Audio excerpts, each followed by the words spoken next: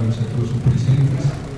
E nessa noite temos o prazer de termos à frente ao pessoal da TQS, o Nelson Covas, Alguém, o Adam, e para nos mostrar o que o TQS conseguiu fazer nesses anos todos, e o estágio de desenvolvimento que tem atingido, e provavelmente muito pouco o colega consegue aproveitar todos os recursos que ele já tem disponível e perspectivas de futuro. Antes de passar a palavra, então, ao colega de TQS, eu como de hábito vou lembrar as próximas atividades da divisão, que na quinta-feira terá uma discussão muito importante para a nossa conscientização da responsabilidade que temos toda vez que somos contratados para elaborar projetos de estruturas. Temos experiência bastante grata de colegas que, mesmo tendo sido demonstrado por especialistas, os melhores especialistas no assunto, que o projeto estrutural não poderia ter justificado o desarmamento do prédio, mesmo assim eles estão sendo responsabilizados judicialmente por isso. Então, temos que discutir muito bem como que nós devemos agir, como que nós devemos limitar a nossa responsabilidade, como podemos, eventualmente, cobrir a consequência de uma deficiência que, quem sabe, nem sequer é a nossa responsabilidade. No dia 10, então, seria o dia 12 de setembro, daqui uma semana. No dia 19 de setembro, deveríamos ter aqui o colega Alexandre Forte, que é um especialista em estacas e especificamente em estacas Strauss. A estaca Strauss é uma estaca que, em função do seu preço muito competitivo, da sua facilidade de execução em condições até de tipografia ou passos reduzidos, é uma solução muito interessante. Porém, ela sempre teve o inconveniente da dificuldade do seu controle. A execução sempre foi um problema sério desse tipo de solução de fundação.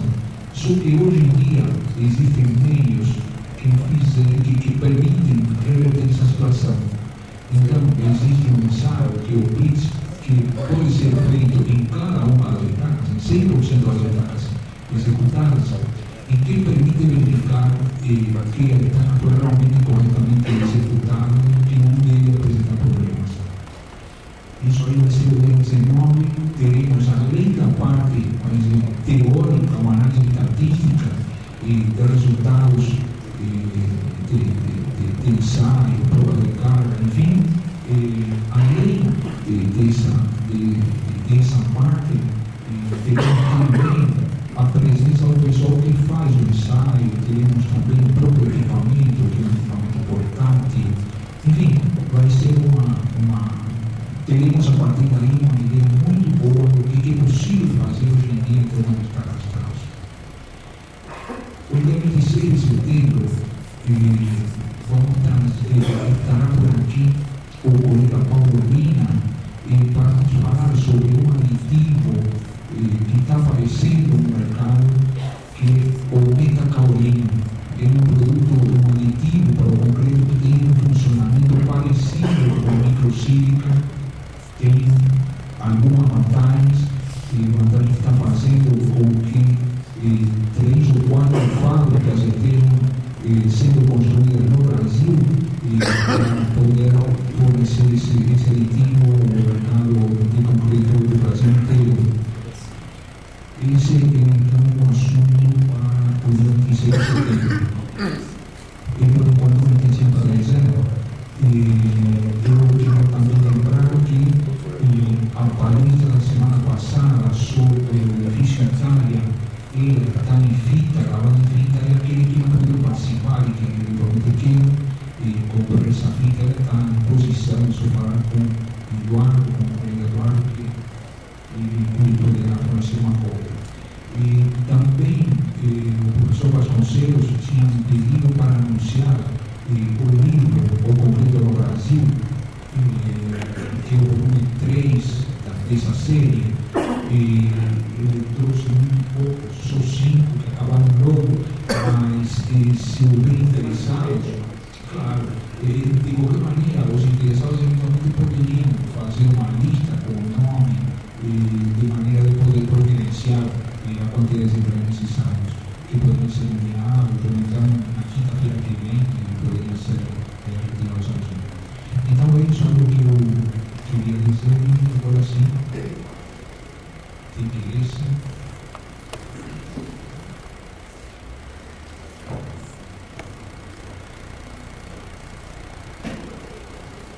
Alô? Alô? Estão ouvindo bem? Então tá bom. Inicialmente, uma vez a todos, agradeço a presença de vocês aí aqui hoje para assistir um pouquinho que nós temos a contar sobre a experiência em termos de modelos estruturais que nós temos aqui implantado no programa de computador. E, em primeiro lugar, eu gostaria também de dizer que eu não quero fazer uma palestra sobre sistema TQS, não é uma palestra comercial, tá? Eu quero me ater mais à parte técnica sobre o que nós estamos fazendo, o que se resolve, qual que é a abordagem de resolução de esforços necessitantes de uma estrutura, tá? Mas, indiretamente, eu vou ter que sempre falar em programa de computador e em TQS que nós estamos lidando, mas não é esse o objetivo nosso. Então, desculpem aí se a gente saiu um pouco do caminho que a gente está pensando em fazer e dar alguma conotação à empresa, tá? Mas não é esse realmente o espírito, tá? Além de agradecer a vocês, esse trabalho aqui está feito com a colaboração de uma equipe da TQS, tá? O engenheiro Ariel Kimura, que está aqui presente, que trabalhou bastante nas soluções que eu vou apresentar aqui. O engenheiro Luiz Aurélio, que acho que todos conhecem também, que é um grande incentivador à procura de soluções inovadoras para a engenharia estrutural, né? O Abraham Delta também, que está aqui, que é desenvolve também os sistemas conosco, né? Então, esse trabalho não é meu, é de uma equipe, tá? Casualmente, eu estou aqui mais para falar, eu vou expor para vocês, porque eu vou retratar um pouco mais da minha experiência, que eu já sou uma pessoa que tem mais de 30 anos de informática, então acho que fica melhor apresentar a evolução que nós tivemos ao longo desses anos para resolver esse tipo de estrutura, né? Mas, talvez aqui eu fui o que menos participei do trabalho, tá? O mérito maior é deles. Eu fico também muito contente em fazer essa apresentação hoje, porque nós estamos para fazer isso já desde o primeiro semestre, que foi logo após uma palestra brilhante que aconteceu aqui na quinta-feira passada, do engenheiro Fernando Stuck e do Ricardo França. Eles contaram os detalhes da análise do edifício Itália, no Rio Preto, edifício que teve um acidente, que incluiu, né? E o Stuck teve a oportunidade de mostrar os N recursos que ele teve que utilizar em modelagem para conseguir fazer uma análise correta para aquele edifício. Ele fez um trabalho, eu acho que um ano atrás, ou 2 anos atrás, mais ou menos, que ele fez aquela análise, 2 anos, basicamente. E eu estava sentado, quantos anos agora? 4 anos. Eu estava sentado ali naquele canto, conforme ele foi explicando o que ele teve que fazer para analisar, o Aurélio teve presente nos trabalhos, eu olhei atrás para o Aurélio falou, você está todo satisfeito, né? Porque aquilo que ele fez de recurso avançado para conseguir ensaiar, para conseguir analisar corretamente o edifício Itália, nós já colocamos no sistema hoje, tá? Então, realmente eu fiquei satisfeito porque eu acho que nós temos uma ferramenta de engenharia estrutural mais adequada do que alguns anos atrás, e hoje até a análise do edifício Itália ficaria muito mais simplificada, né?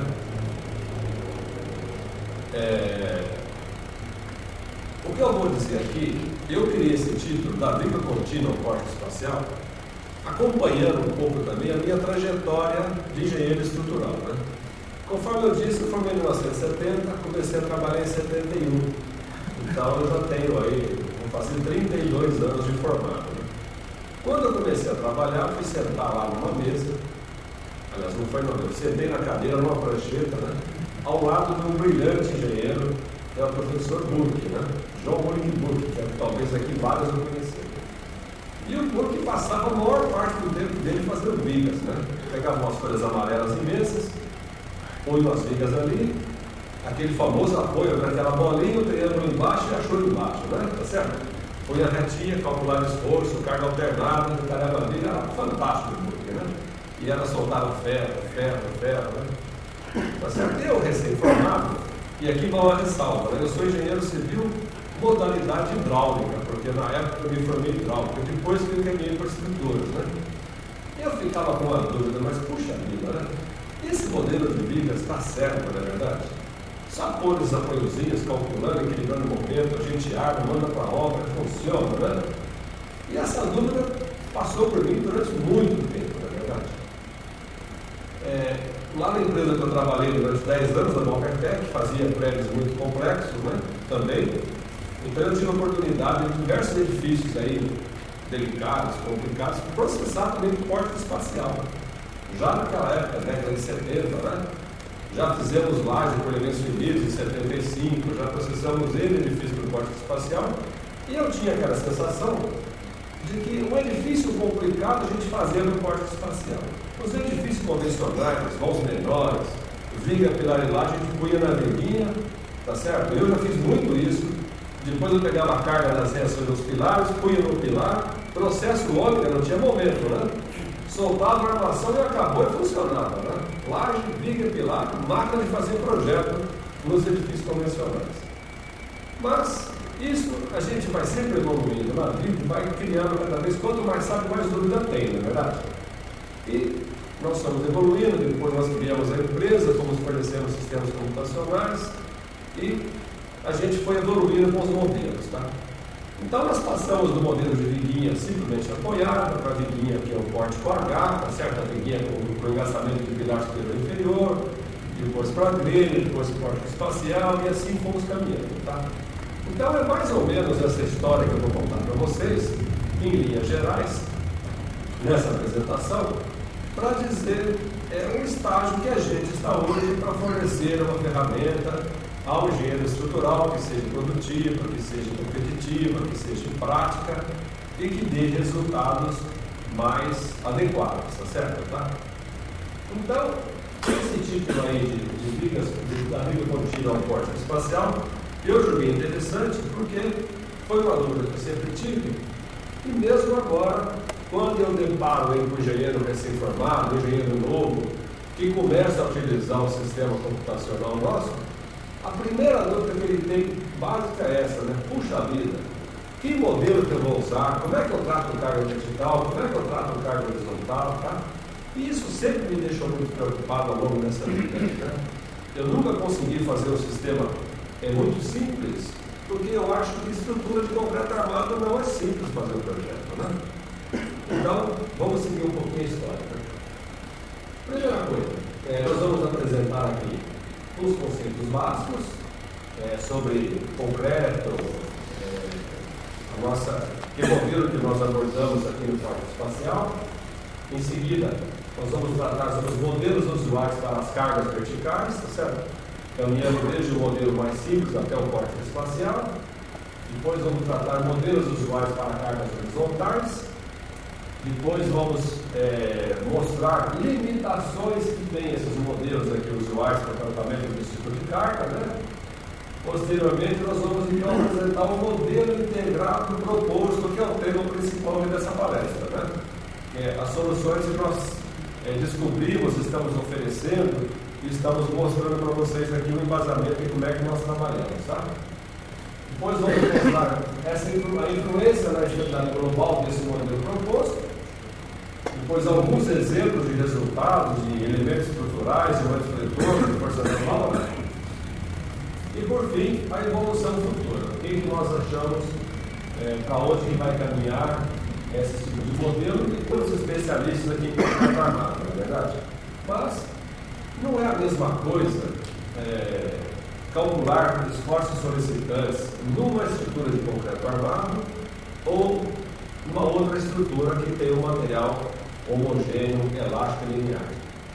Eu não canso de repetir que o concreto armado tem certas particularidades, tá tá certo? Que é um material heterogêneo, né? Concreto e aço. É um material não linear, tá certo? Tá? É um material não elástico, né? O próprio Stuck comentou aqui na última semana sobre aquele caso. Vou fazer um projeto de, por exemplo, uma mesa de vidro.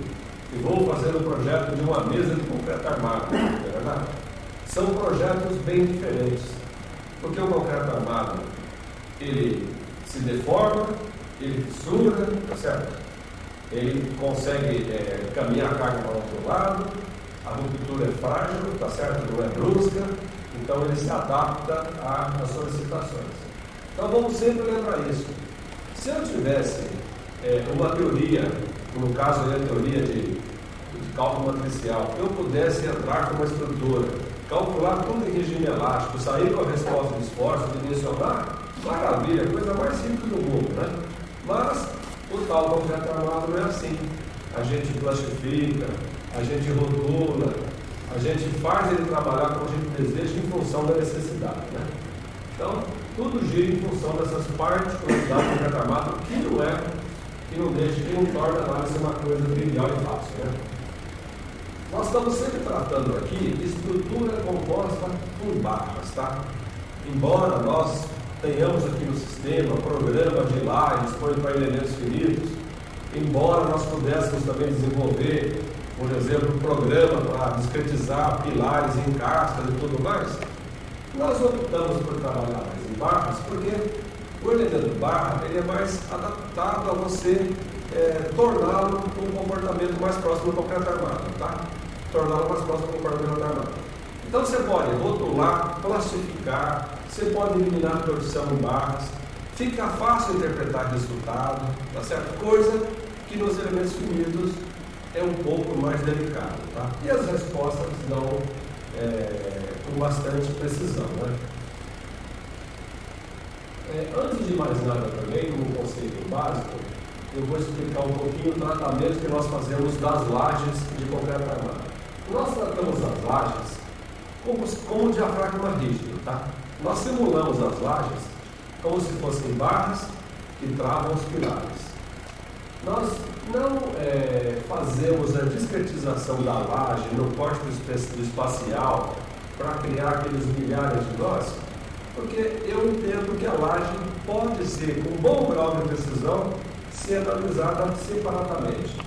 Eu acho que a laje, inclusive, praticamente não colabora para resistir, colabora vigas, tá certo? Colabora os corpos, tá?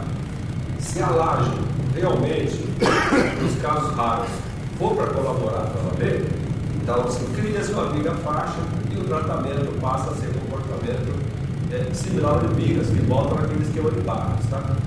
Então nós tratamos sempre a laje aqui no processamento do corte espacial como se fosse um diafragma simulado por algumas barras. Nós teríamos uma outra abordagem para tratar essas lajes também. Em vez de barras no pavimento, nós poderíamos discretizar com aquela técnica de offset rígido, há um ponto mestre e os outros estratos ligados, onde o pavimento só deforma, ou translada, mas ele não deforma, né? Só que se nós fizéssemos isso, nós perderíamos a capacidade nessa laje de poder aplicar esforço de temperatura, tanto de temperatura axial como de gradiente. Então simulamos a laje realmente como diafragma por barras, né? E um outro conceito básico, que eu não vou falar muita coisa, é que nós tratamos os mais diversos carregamentos. Carga vertical, com separação de sobrecarga, carga horizontal devido a vento, em qualquer direção, carga devido ao empuxo, carga de temperatura, tá certo? Retração, se for o caso, recalque de apoio.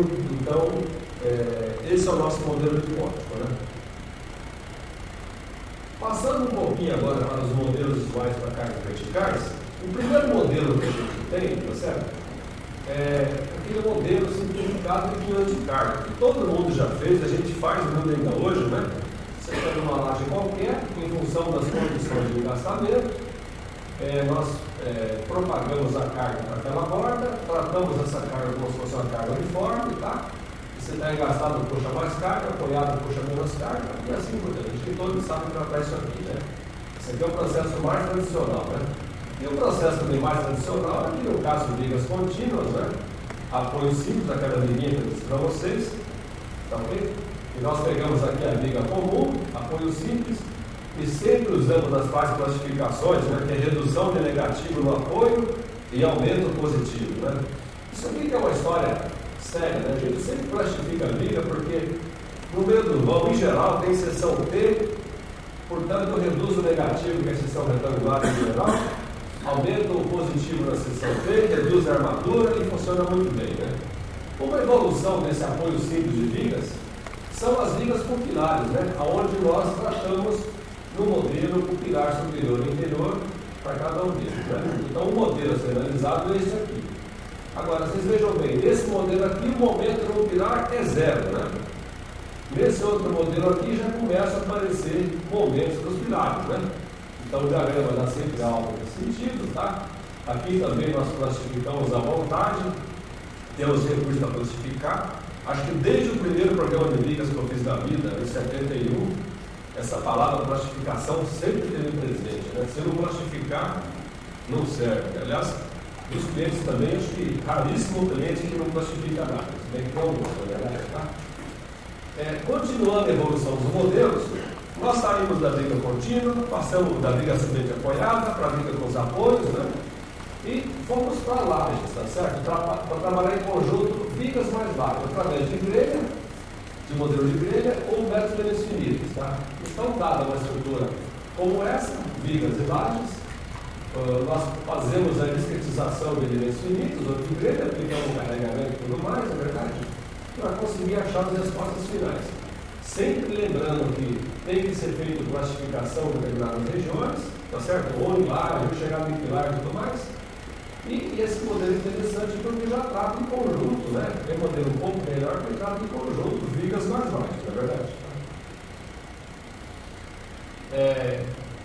Eu falei de vigas e lajes e pilares, né?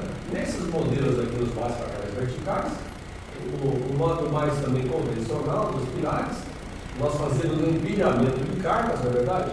Nós calculamos as reações de apoio as reações de apoio das vigas e das grelhas nos pilares e fazemos a somatória de cargas verticais nos pilares. Naquela minha época, eu só punha carga vertical, era maravilha, né? Eu punha carga vertical e o outro já resolvia, esquecia momentos. Mas não é bem assim, né? Momentos existem. Quando eu resolvo aquele porte com H, tem momento. Quando eu resolvo a grelha, tem momento. Quando uma viga entra aqui no pilar, tá certo? Excentricamente com relação ao baricentro, aparece esse momento aqui, tá certo? Então, o que fazer com esse momento, né? Então, há mais de uns 15 anos atrás, o que nós criamos no programa de pilar? Então tem uma situação como essa, né? Se tem momento no pilar, eu tenho aqui no piso tal momento, no piso momento, no piso momento. Como é que eu resolvo o momento nesse pilar, já que está sendo produzido em cada novo momento, e esse momento existe mesmo, né? Porque se eu tenho um pilar lá presente, tá certo? Ligado na viga, ligado na laje, tem esse momento. Como é que eu resolvo, né? A gente não tinha ferramenta mais adequada muito tempo atrás. O que nós abordamos? Como é que nós abordamos a situação? A gente criou duas alternativas aqui. Ou o cliente, tá certo, optava, o engenheiro optava por acumular esses momentos ao longo do pilar, numa situação como essa, em cada andar tentando um momento. Eu vou acumulando o momento ao longo do pilar, ou ele tinha a possibilidade de fazer o equilíbrio do momento aqui, a nível desse pavimento, tá certo? E o diagrama seria mais ou menos similar como esse, momento propaganda, né? Vocês notam que se esse pilar fosse um pilar parede imenso, esse momento vai acumulando. Se esse pilar fosse um pilar pequeno, tivesse muito aplicado, o nó giraria e dava um diagrama parecido com esse. Inclusive, a nível de sofisticação, o que eu criei? O engenheiro estrutural experiente olhava para o pilar e falava: esse pilar vai acumular momento ou ele vai propagar momento? Então ele dava, olha, 60% ele vai acumular momento, 30% ele vai propagar. Então o engenheiro olhava a planta, dava a porcentagem e o programa tratava esses momentos assim. Mas evidentemente que é um cálculo aproximado, né? Eu tinha um momento em cada pavimento e ia descendo aqui simplesmente em função de um critério, porque eu achava que esse momento não poderia ser desprezado, não é verdade? Assim. Mas fica uma coisa não bem resolvida, né? Um outro modelo também para equacionar essa situação de cargas verticais, um modelo mais geral, é a questão do pórtico espacial, não é verdade? Nós podemos montar um programa de pórtico espacial, aqui está um modelo, uma maquete de uma estrutura real, através de barras, considerando vigas e pilares, né? Como eu disse, a laje é um diafragma rígido. As cargas aplicadas aqui no pórtico espacial podem vir de vigas ou de grelha, tá? E nós podemos resolver essa estrutura aqui por cálculo matricial de forma muito fácil, né? Só que estamos resolvendo no regime elástico, tá certo? Tá? Não estou fazendo nenhuma classificação, não estou fazendo outras considerações, eu estou tratando cada pilar como se fosse uma barra, cada vez uma barra, tá? E estou resolvendo no regime elástico. Disse para vocês que eu já fiz muito disso na década de 70, na verdade, tá? Agora, vamos pensar em cargas horizontais. O que nós temos de cargas horizontais? Carga horizontal principal é o vento, né? Mas o que foi muito usado durante a década de 80 aí é um método simplificado, né? Que se tratava o prédio todo como se fosse uma barra equivalente em balanço. Nós tínhamos em cada pavimento um certo momento devido à totalidade de cargas horizontais. E esse momento era distribuído para os pilares proporcionalmente à rigidez do pilar e inversamente proporcional à distância deles, tá? Ao baricentro do edifício. É um método simplificado que eu acho que servia para deixar o engenheiro um pouco confortável. Quando o prédio era bem comportado, com pilares irregulares, até que ia bem. Mas quando o pilar, a planta era muito irregular, toda complexa, é um método que ficava bastante simplificado, né? Uma outra coisa que a gente utilizou bastante até início da década de 90 foi a questão do pórtico plano, né? Ou até meados de 90, né?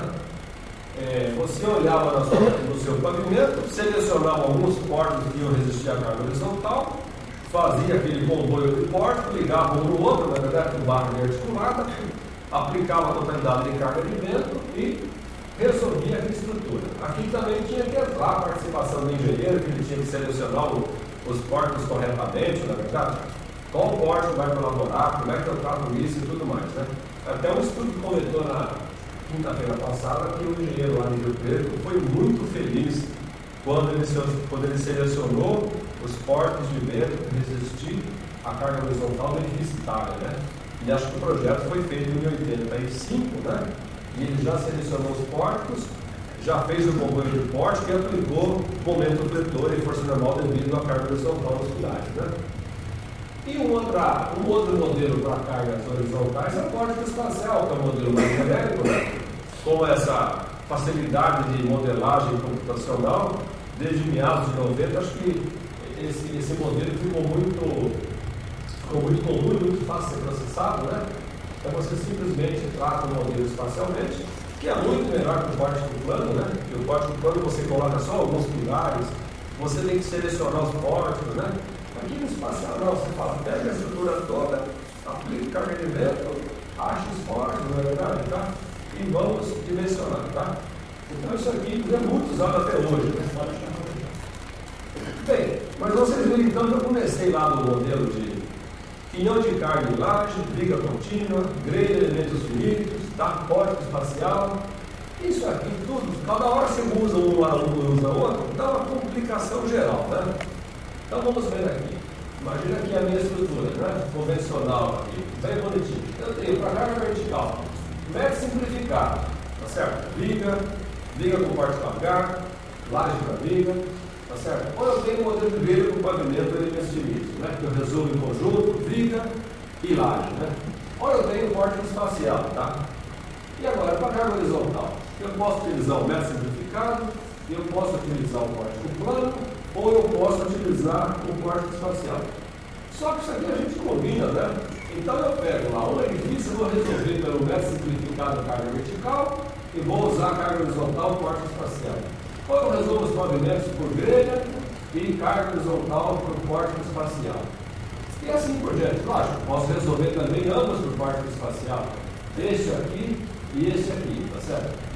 Mas por que a gente tem que oferecer isso? Eu não consigo resolver tudo por espacial, né? Então vamos mostrar aqui agora quais são as limitações, rapidamente, quais são as limitações desses modelos usuais, né? Bom, lajes apoiadas isoladas de vigas. Primeira limitação grave que tem, né? É a tal de compatibilização de deslocamentos. Né? Se eu só faço, por hipótese básica, que a minha laje está apoiada na viga, tá certo? Aquela consideração de quinhão de carga, eu levo em conta que a viga ainda é formável, né?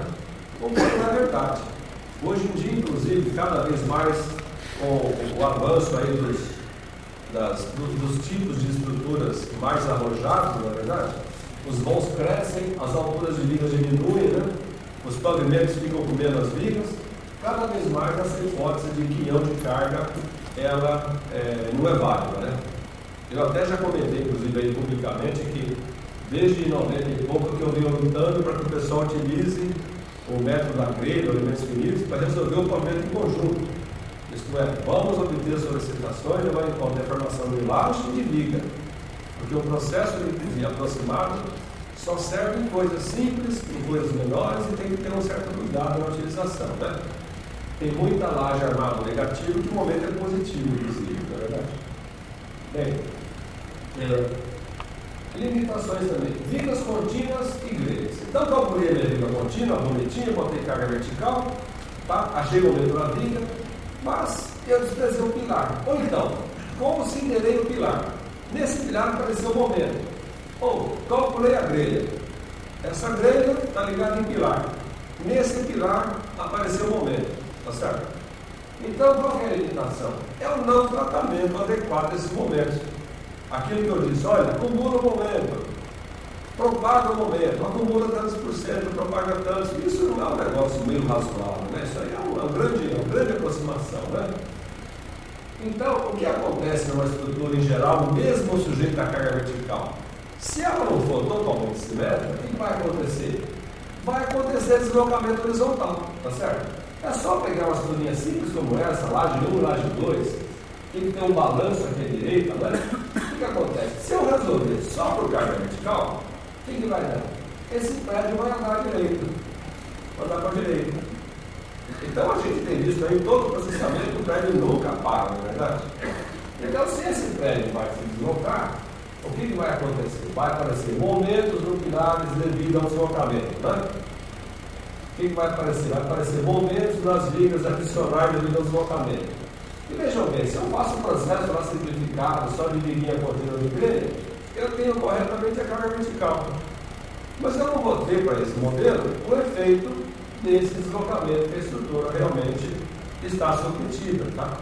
Então, o grande problema aqui é como é que eu vou obter esse deslocamento? Como é que eu vou conseguir resolver? Só com carga vertical de pilhando não vai dar, tá certo? Eu tenho que equacionar isso de alguma maneira. Então, é a grande limitação aqui do processo, né? Eu resolvo muito bem o pavimento por grelha, eu acho que dá até para dar uma equalização muito boa. Nos pilares da grelha nós colocamos vínculos elásticos para simular pilar, as vigas. Só que, na hora que eu coloco isso espacialmente, o prédio anda para lá, anda para cá, distorce. Quem pega esse efeito, né? Ninguém está pegando por enquanto, tá? Só o porte espacial que vai pegar, tá certo? É o seguinte, então, mas se o porte espacial pega, por que eu não faço outro porte espacial de carga vertical? Porque também ele tem algumas limitações.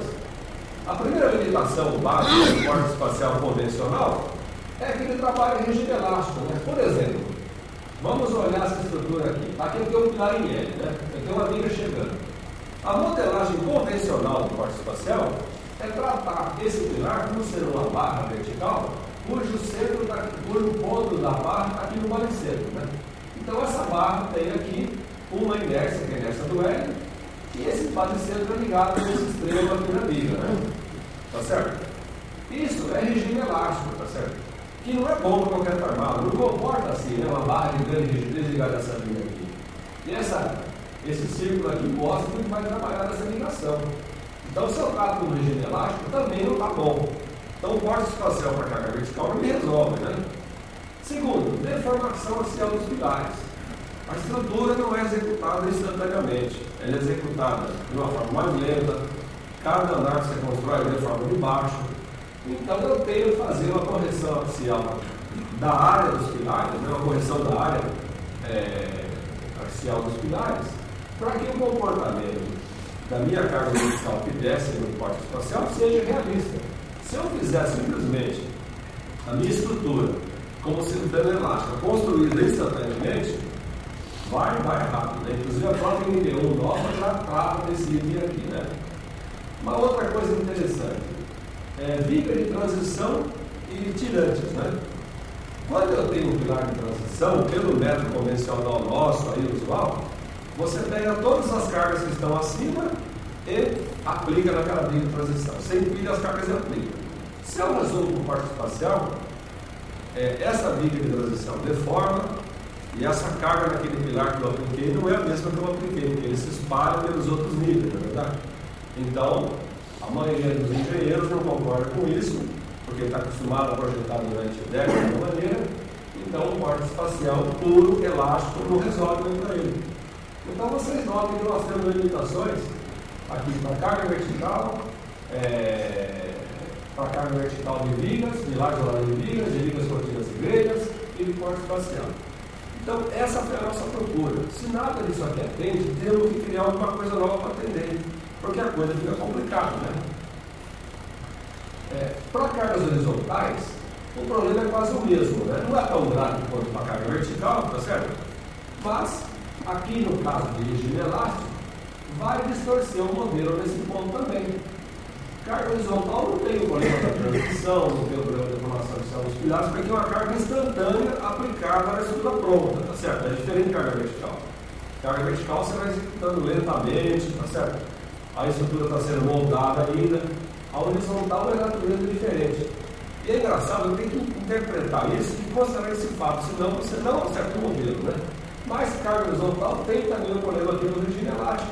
Se eu calcular essa estrutura como se fosse uma barra única para o pilar ligando com essa outra viga, não vai dar bom resultado, né? Nós vamos estar com um momento maior aqui, engastamento maior, e a resposta vai ser um pouquinho diferente daquela resposta mais correta, né? Bem, então o que nós fizemos aqui para tentar adaptar um pórtico espacial que consiga trabalhar com carga vertical, que consiga trabalhar com carga horizontal e que esteja mais adequado à nossa realidade, né? É o que nós vamos dizer aqui, tá certo? Então eu tenho aqui um edifício, aquele famoso edifício que nós estamos apresentando. Nós vamos esquematizar as lajes, né? Através de grelha com apoios elásticos, tá? E a malha, tá certo? As vigas e pilares. Nós vamos introduzir o pórtico espacial e vamos resolver esse pórtico para carga vertical e carga horizontal. Bom, até aqui não botei nenhuma unidade, porque eu já falei para vocês que eu posso resolver carga vertical por pórtico em qualquer situação, né? Essas cargas verticais que são carregadas aqui no pórtico são as próprias reações das grelhas, né? Então resolve a grelha separadamente. Essas barrinhas representam a barrinha das lajes, tá certo? Que pode ser laje perfurada, que pode ser laje maciça, que pode ser qualquer tipo de laje. E essas carguinhas são introduzidas aqui ao longo das vigas, não é verdade? Então, até aqui é tudo igual que vocês viram, só que nós temos características inovadoras nesse pórtico, tá? E isso que é o X da questão aqui no caso. Eu tenho que equacionar aquelas limitações, tá? Primeira característica importante é aquela equacionamento de ligação viga e pilar, tá certo? Nós vamos buscar aqui um comportamento mais real para esse encaixamento, tá? Essa viga aqui em planta que chega nesse pilar, ela não pode encaixar no mais distante, né? A ligação usual que essa viga faz é a seguinte: eu tenho a barra da viga, eu tenho a barra do pilar, e essa barra tem toda a inércia aqui do mudo do pilar, tá certo? E o programa convencional, normal, e como era o nosso programa até 2 anos atrás, ligava esse sistema de barra por um offset rígido, isto é, ou por uma barra rígida, né? De tal maneira para compatibilizar o deslocamento desse ponto, de rotação desse ponto e desse a menos no momento do corpo rígido, tá? Essa é a ligação. Agora, o que nós estamos propondo de inovação? Uma ligação flexibilizada, né? Nota essa figura aqui. Aqui tem a barra, a viga chegando, aqui tem o U, né, do pilar. Nós podemos agora selecionar apenas uma região do pilar, como se fosse a inércia efetiva desse pilar para equacionar a rotação dessa viga, tá? Então nós não estamos tratando a inércia completa, nós estamos tratando flexibilizada. Isto é, nós temos aqui a barra do pilar, tá certo? Que tem uma inércia grande, nós temos a barra que representa a viga, e aqui nós colocamos uma molinha no extremo da barra antes de ligar por offset rígido nessa barra do pilar. E essa bolinha justamente representa essa parcela, essa largura equivalente para a resistência à flexão do pilar com a viga. Tá? Então é essa a flexibilização desse nó, para dar um tratamento mais adequado. E essa largura que eu apresentei aqui há pouco para vocês, ela é um parâmetro que pode ser escolhido pelo próprio engenheiro. Né? Se ele quer uma largura maior ou menor, ele dá um parâmetro e escolhe, não tem problema nenhum. Tá? Então, esse funcionamento aqui é fundamental para esse tipo de pilar. Qualquer pilar que tem uma dimensão extensa com relação a outra dimensão, chegando numa viga no extremo, tem que tratar dessa maneira, né? De uma forma realista. Tá? Uma outra coisa interessante, classificações. Eu já falei muito de classificações, tá certo? Já falei de classificação de grelha, falei de classificação de lajes, de vigas contínuas que sempre classificam. Nós temos que trazer esse conceito aqui para o pórtico espacial também. E nós sempre tivemos esse problema. Como que eu vou classificar a barra de pórtico, né? Até em grelha nós temos por um outro processo a classificação feita há muito tempo, mas no pórtico a gente não estava achando a solução. Até que em 99 eu vi uma palestra aqui eu não sei o nome dele, desculpa, gente, do W.L. Mello e do professor Requena da Unicamp, né? Sobre análise de estabilidade de barras planas, considerando as ligações semi-rígidas, tá? Procurando aqui as referências, o Elion garimpou bastante aí, descobriu até o trabalho original, né? Do Monforton aqui, feito em 63.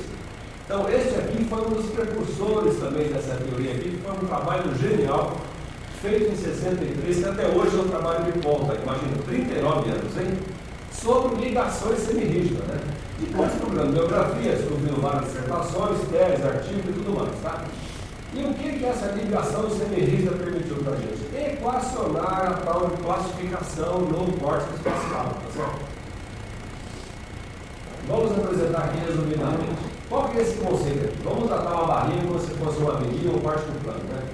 A ligação rígida, se nós temos aqui uma barra bem gastada, nós damos um deslocamento aqui vertical, aparece um momento aqui esquerda e da direita, né? E o ângulo aqui de rotação é zero. A ligação articulada, se nós damos aqui um deslocamento, aqui tem duas bolinhas, estão vendo? Ela vai deslocar aqui uma reta, né? O ângulo aqui é esse ângulo direto, com relação ao deslocamento aqui, e o momento à esquerda e à direita é zero, né? E o que é agora a ligação semi-rígida? É uma barra especial. Ela tem uma mola esquerda de intensidade K1, uma mola direita de intensidade K2, tá certo? De tal maneira que quando eu dou um deslocamento, aparece um momento M' aqui, correspondente a esse ângulo aqui, θ2, menor que esse M, né? Tá certo? Então, essa aqui é uma ligação que a gente fala, não é rígida, não é articulada, é semi-rígida, né? E toda aqui a teoria está baseada na correção da matriz de rigidez da barra através de uma matriz C, tá certo? Que representa essa mola esquerda e essa mola direita, né? Isto é, você colocar duas bolinhas no extremo que fazem a barra trabalhar de forma diferente. Evidentemente que se a mola foi diretamente rígida, eu vou ter esse caso, né? Ligação rígida. Barra mais mola rígida. Se eu tiver uma mola com rigidez praticamente zero, eu vou ter esse caso articulado, né? Então, por essa formulação nova de ligação semi-rígida, eu consigo equacionar a famosa classificação do concreto armado. Isto é, a minha seção não vai passar. Classifica que ele distribui esforço para o resto, tá certo? Então eu venho aqui, aplico aqui o coeficiente de mola adequado, tem parâmetros para aplicar isso, tá certo? E o cálculo de esforços vai dar um resultado de um momento fletor aqui no extremo que eu estou interessado mais adequado, tá? Com isso eu consigo trabalhar em concreto armado, percebe?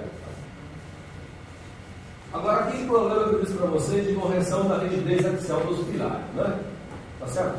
Vamos verificar aqui o que acontece com essa deformação axial dos pilares.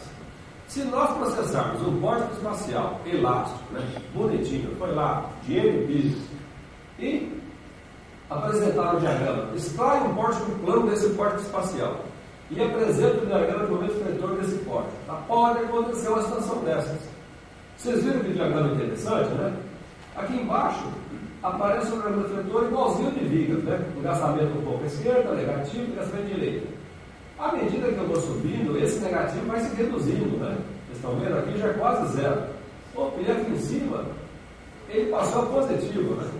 Então esse diagrama aqui em cima é interessante, porque olha, aumentou o negativo, Aqui nesse apoio é positivo, aqui é negativo. Não está legal isso, né?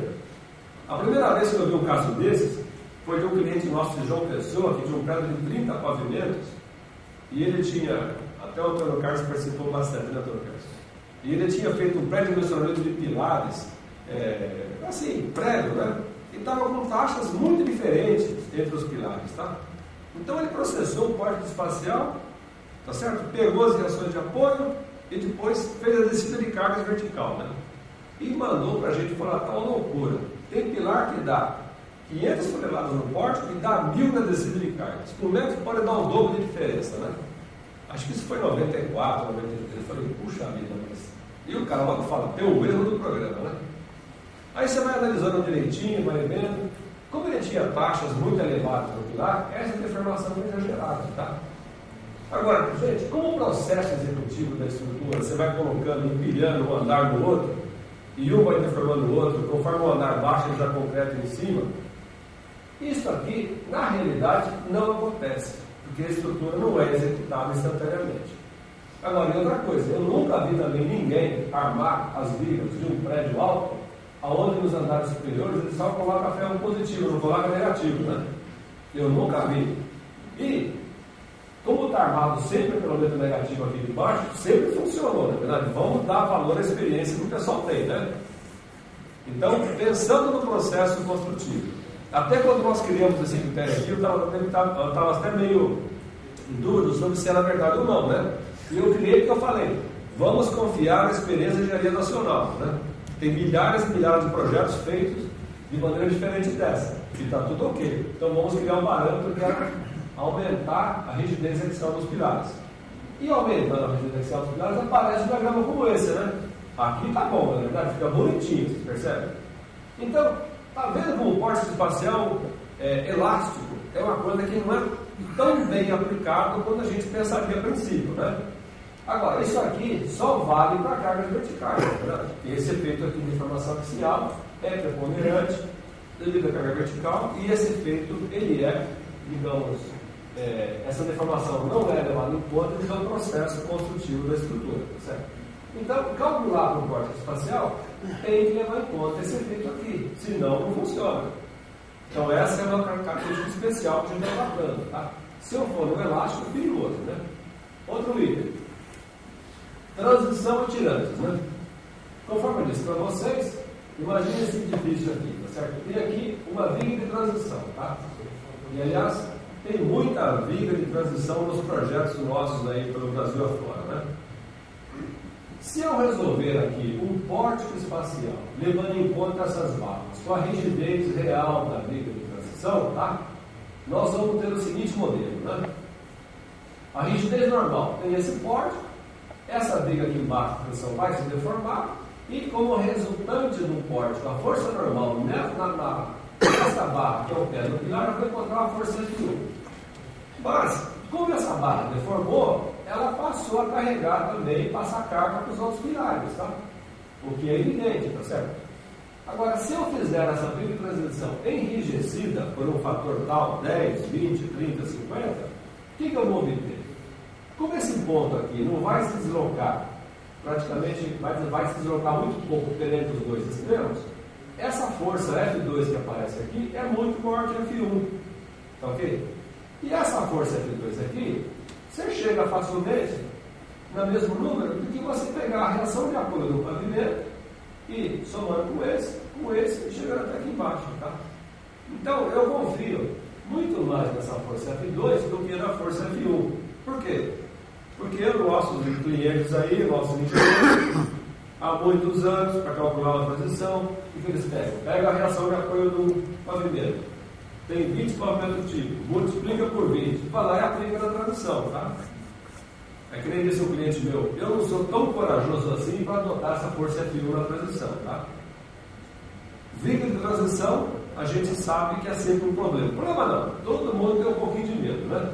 Até aquela de Rio Preto que o Stuck falou na semana passada, que era uma viga de transição complicada, não sei o quê, ele falou que tinha ferro para burro na viga, né? Até que o prédio ruiu e a viga estava intacta lá. Mas não é convencional a gente tratar só essa força. Agora, o que é essa característica especial do nosso programa e do nosso modelo de porte espacial? Olha, nós fazemos assim e fazemos assado. E pegamos aí voltar de esforço, isso é. Para detalhar a viga, eu pego um diagrama de momento com rigidez aumentada, e pego um diagrama de momento com rigidez normal, e vou detalhar bem envoltório. Entendeu? Porque não dá para ser corajoso para fazer só isso, tá? E notem bem, quando eu faço isso aqui, parte da carga vem para os pilares adjacentes. Quando eu faço isso, esse pilar pega toda a carga, a gente pega menos, né? Que é o nosso processo convencional. Vamos também detalhar os pilares para as envoltórias, certo? Tá? Então, é mais uma característica interessante. Similarmente à viga de transição, nós temos um tirante, né? Uma viga, por exemplo, aqui em cima, que suportasse um tirante, imagina que esse pilar fosse um tirante. Está aqui uma viga rígida, né? Suportando um tirante. Se eu resolver pelo porte espacial elástico, tá? Esse tirante não vai pegar uma carga normal proporcional à soma das cargas verticais que eu calculo, empilhando a carga aqui em cima. Então, o que você pode fazer aqui no nosso modelo proposto? Pode enrijecer a viga que suporta o tirante para que a carga do pilar que chega para que a carga do tirante que chega nessa viga seja aquela carga que você queria quando calculou normalmente, tá? Então é um problema similar, só que não para baixo e para cima, né? É mais uma característica. Uma outra coisa, pilar de compatibilização, né? Que criamos também um elemento especial nesse porte aí. É aquele pilar que não funciona como pilar, né? Ele é colocado geralmente no ponto da estrutura sem tanta importância, que no caso é apenas um exemplo no sistema do balanço, tá? Onde esse pilar vai servir para compatibilizar o deslocamento vertical aqui do esquema do balanço, certo? Então, ele não tem carga acumulada, carga nesse piso, cai no pilar, cai nesse, porque está caindo um balanço lá embaixo, né? Esse pilar simplesmente é um pilar, não é decorativo, porque ele compatibiliza, mas não acumula cargas verticais, tá? Então é aquele pilar que em cada piso se apoia aqui nesse lance, né? Se apoia aqui nesse pavimento, tá? É um pilar, tratamento diferente do pilar convencional, do pilar que apoia na transição e de um pilar que apoia uma viga que ele é o tirante, ok? Então nós criamos também um elemento especial, tá? Com tudo isso, a gente conseguiu chegar numa situação interessante, não é verdade? Como eu disse para vocês, há muitos anos atrás eu calculava a viga contínua, né? Muitos anos, bota 30 anos nisso, tá? Depois eu mudei para o modelo de grelho, depois eu mudei para o porte. Eu nunca tinha conseguido achar uma coerência nesses modelos todos, tá? Mas eu tinha certeza que o modelo mais aproximado era o de vigas, modelos mais corretos eram de vigas e grelho, que consideravam a classificação, certa coisa, do que do porte. Porque o porte era elástico e ninguém fazia assim, e as estruturas estavam todas aí. O mercado dizia assim, né? E com esse nosso tratamento aqui especial do porte espacial, o que a gente conseguiu? Que um diagrama de momento fletor de uma viga contínua dê muito similar ao diagrama de momento fletor calculado por uma grelha e ao diagrama de momento fletor calculado pelo porte flexibilizado, certo? Isso para mim foi um negócio espetacular. Fiquei absolutamente realizado. Falei, puxa, eu cheguei onde que eu sempre quis chegar. Eu achava que isso aqui é mais correto, mas não tinha resposta disso, né? Aí, com esse tratamento, que eu acho que está bem equacionado, bem fundamentado, que eu mostrei para vocês, nós conseguimos chegar a uma resposta parecida com essa aqui. Evidentemente que esse aqui é um caso, né? É um caso, digamos, bastante simples de uma viga como essa aqui, tá certo? Tem condições especiais para dar igualzinho, né? Em geral não dá tão igualzinho, mas dá próximo, né? Porque muitas vezes a simplificação que foi feita na viga contínua era tão grande que não vai chegar muito no diagrama igual do pórtico, né? Por exemplo, tem uma viga que tem 10 metros de vão, outro vão tem 3 metros, não é simétrico, tá? Então a viga contínua vai dar um certo diagrama e aqui vai dar diferente de um pilar pegar alguma coisa, né? Mas o importante é que para certos modelos simétricos, em geral, os diagramas se aproximam bastante, tá? E isso então foi muito bom. Por quê? Porque nós podemos dizer o seguinte: olha, eu posso agora calcular a minha estrutura para carga vertical por porte espacial, que eu vou ter um diagrama coerente que o engenheiro sempre gostou de ver, que aprova e que sempre acostumou a detalhar, tá? Com isso, ele vai conseguir usar o modelo novo, porque não adianta a gente aqui, como fornecedor até de sistema computacional, dar uma camisa de força para o cliente e falar: usa isso que é bom, isso aqui agora que é o certo, cria uma teoria nova. O engenheiro, o cliente nosso, em geral, não entra, né? Porque ele, lógico, ele tem muito mais experiência que a gente em fazer o projeto. É ele que assina a planta, não é verdade? Assim. Agora, coisa importante. O que surgiu? Nós fizemos esse programa já faz mais de um ano que tem algumas clientes utilizando, tá? Mas passamos a distribuir recentemente, aí uns 5 meses, por aí, que o pessoal começou a usar para valer. E a primeira coisa que o engenheiro acha um pouquinho diferente é a estabilidade global do prédio, né? Então, calculando com essas características para vocês, ligação flexibilizada de viga e pilar, correção axial e tudo mais, nós temos alguma influência importante aqui na estabilidade global. Por exemplo, esse edifício aqui, 25 pavimentos, 80,7 metros de altura, tá? Para quem não está conhecendo, esse aqui é o edifício Itália, da palestra de quinta-feira passada, tá? O edifício de Ruil. Essas vigas aqui em cor, essa cor é verde clara, né, parece. Essas vigas na cor verde clara são as vigas de transição aqui num certo pavimento do edifício, tá? Olha a planta de forma do edifício, como é que ela é. Bastante regular, né? Imagina que o engenheiro calculou isso aqui, fez o projeto em 85, teve que escolher pórtico para ver, teve que soltar a carga vertical, teve que fazer todo o projeto. Realmente é um projeto que não é tão fácil, né? Vejam aqui o efeito desse pórtico flexibilizado comparado com o pórtico elástico no nosso coeficiente gama-Z, tá certo? O gama-Z aqui mais favorável deu nessa direção 135 graus, nessa direção, tá? Então, o pórtico elástico, o deslocamento no topo deu 8,1 centímetros e o gama-Z 1,058. No pórtico flexibilizado, o deslocamento no topo deu 10,3 e o gama-Z deu 1,07. Não mudou muita coisa, na verdade. Porque na hora que eu flexibilizei as ligações viga e pilar, aqui eu não tenho tanto aquela situação típica de uma viga chegando na aba de um pilar, não é verdade? Então não mudou tanto, tá? Este aqui é mais correto que o elástico, sem dúvida, tá? Porque o elástico faz aquela ligação rígida que não é tão adequada, tá? Mas a diferença não foi grande, né? O seguinte, outro exemplo, tá? Edifício B, 44 pavimentos, 161,2 metros, tá? Olha aqui a planta de forma, né? Vocês estão vendo que tem pilares aqui bastante grandes numa direção, na outra, pilares na fachada, né? É um edifício alto, né? Então vamos comparar aqui, né? A 0 graus, deslocamento no topo, 5,1 centímetros, pórtico elástico, né? Flexibilizado, a 0 graus, deslocamento no topo, 5,8. O gama-Z aqui deu 1,044 ou 0,49, né? Então não mudou praticamente nada o flexibilizado, né?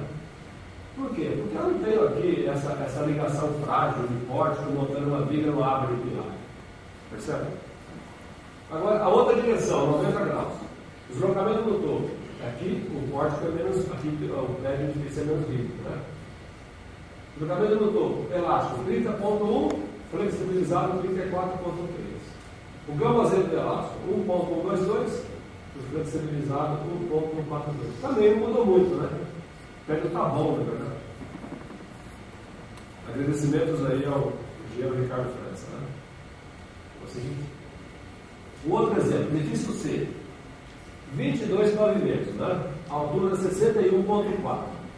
Esse prédio aqui já é um pouquinho diferente, né?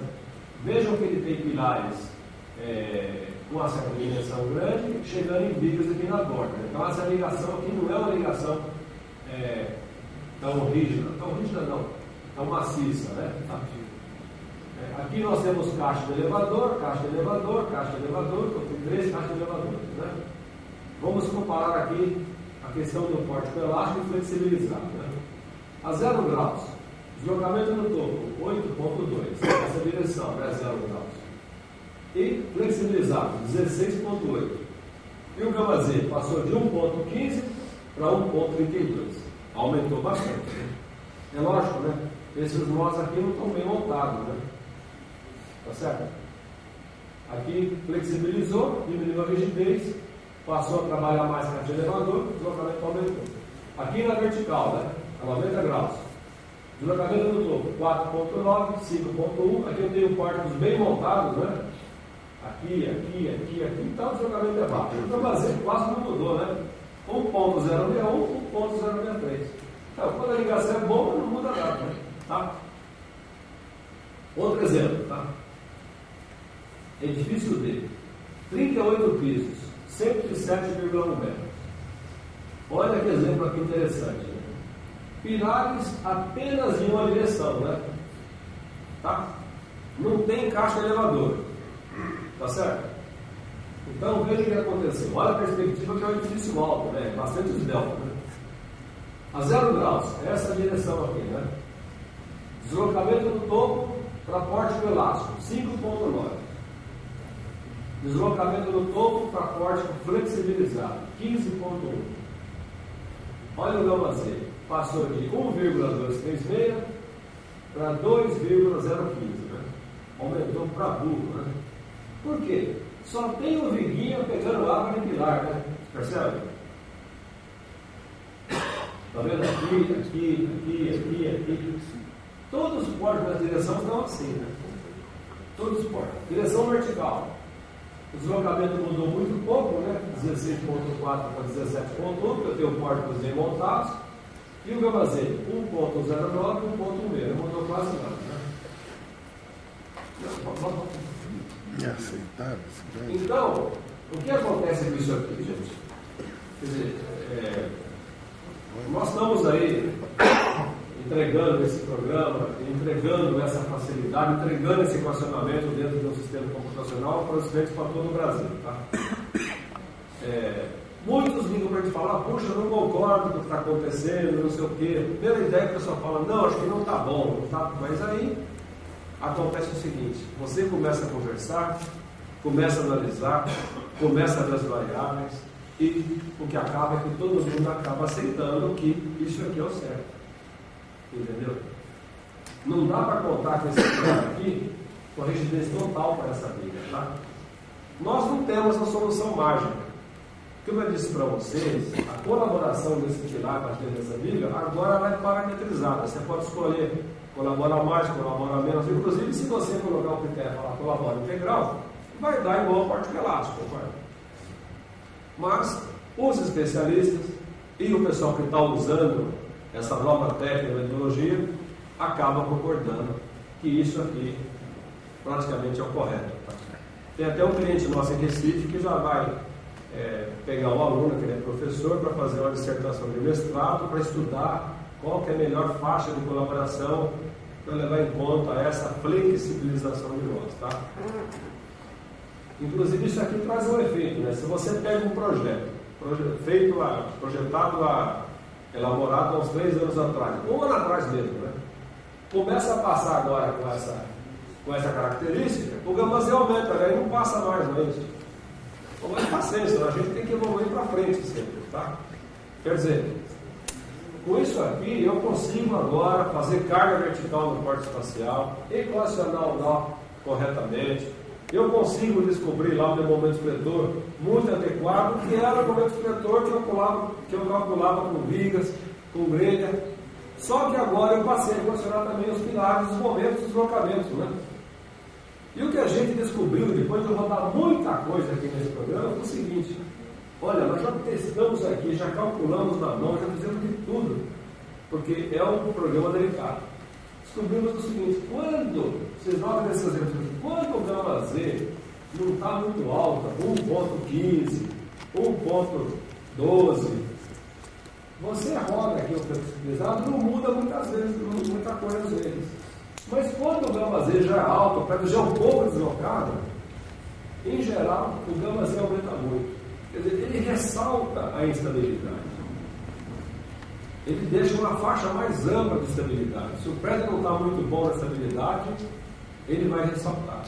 Então a gente sempre percebeu Quando o gama Z estava dentro de certos parâmetros, a flexibilização não muda muito não. Mas certos prédios, ele aumenta bastante.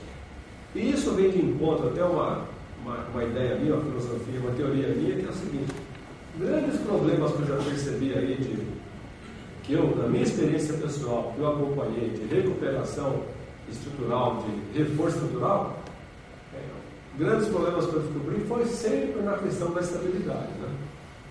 O prédio, quando não tem estabilidade, ao longo do tempo ele vai caminhando, aí um dia precisa fazer reforço, né?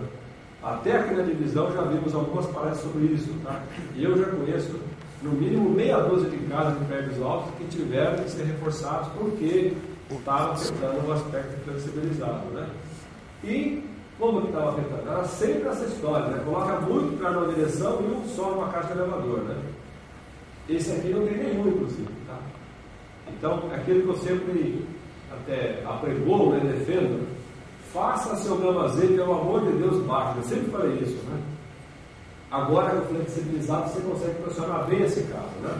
E um caso como esse, que você sai de 1.236 para 2.015, né? E note bem, até um ano atrás, a única ferramenta que a gente tinha para equacionar isso corretamente é o pórtico elástico, né? Eu também fazia isso. Pegava lá, pulava um pórtico elástico, calculava no macete, tá bom, tá ruim, né? Não passava ou não. Mas agora a gente descobriu uma coisa nova, colocou aqui, digamos, melhoramos o modelo ficou mais adequado, vindo para a vertical, e estamos com resultados bastante, acho que mais aproximados da realidade, né? Até esse cliente de Recife disse para mim, que esteve no congresso aí na Europa recentemente, lá que o pessoal disse que uma das novidades da estrutura do concreto armado é essa questão da ligação semi-rígida, exatamente esse tratamento aqui, para concreto armado, tá? O seguinte. Bom, vamos continuar. Vamos ver aqui mais exemplos sobre a aplicação desse nosso novo modelo, né? Levando em conta a flexibilização, transição, axial, né? Por exemplo, momento fletor em viga, carga vertical, tá? Esse aqui é um famoso edifício que nós temos aí, que a gente usa para dar, que o Luiz Aurélio usa para dar o curso, né? Então, tá vendo essas bolinhas aqui, azuis, nessa ligação viga e pilar? São os nozinhos que sofreram a atuação da flexibilização mais intensa, né? Então, vamos analisar aqui, por exemplo, essa B1, tá? Aqui em 3D, essa B1, essa viga aqui, ela tem um pilar de extremo aqui numa direção maior, tem outro pilar em direção transversal, tem outro pilar e pilar nessa direção, né? Vamos dar uma olhadinha o que aconteceu no momento fletor dessa B1, tá? Então, carga vertical, momento da B1, tá? Olha o pórtico elástico que deu. Aqui tem um pilar e tinha outra viga aqui, né? Então vocês vejam bem, o pórtico elástico levou em conta a rigidez integral da rotação desse pilar. Então o pilar pegou um certo momento. Então esse vão aqui saiu de 6,6, desceu e chegou a 6,7. Aqui saiu de 2, porque essa diferença, 6,7 para 2, acabou entrando no pilar, né? Aqui pegou 2 e 2 e aqui 6,7 e por diante. A viguinha que estava aqui do lado, que apoiava nessa aba do pilar, está com negativo de 3 e 3, né? Percebe? Veja aqui agora o flexibilizado, tá? Olha, gente, esse pilar aqui é um pilar com dimensão bastante grande para uma largura pequena. Essa viga aqui não ia conseguir se engastar perfeitamente nesse pilar, concorda? Então, olha que saiu o diagrama agora, 0,2 negativo e 2,9 positivo. E vejam bem a mudança no diagrama dessa viga, né? Se aqui eu tenho um apoio que tem pouca rigidez, a rotação, a viga deu uma certa continuidade, né? Voltou para aquele esqueminha meu de viga contínua, não é isso? Um velho esqueminha bom de tradição de viga contínua. Aqui aumentou um pouco o momento, porque aqui agora reduziu o negativo desse ponto, né? Então veja aqui o diagrama por fletor do pórtico flexibilizado aqui do elástico. Esse aqui não estava bom para você detalhar a estrutura com carga vertical, mas esse aqui já é bastante razoável, né? Concorda? Então esse é o efeito da flexibilização.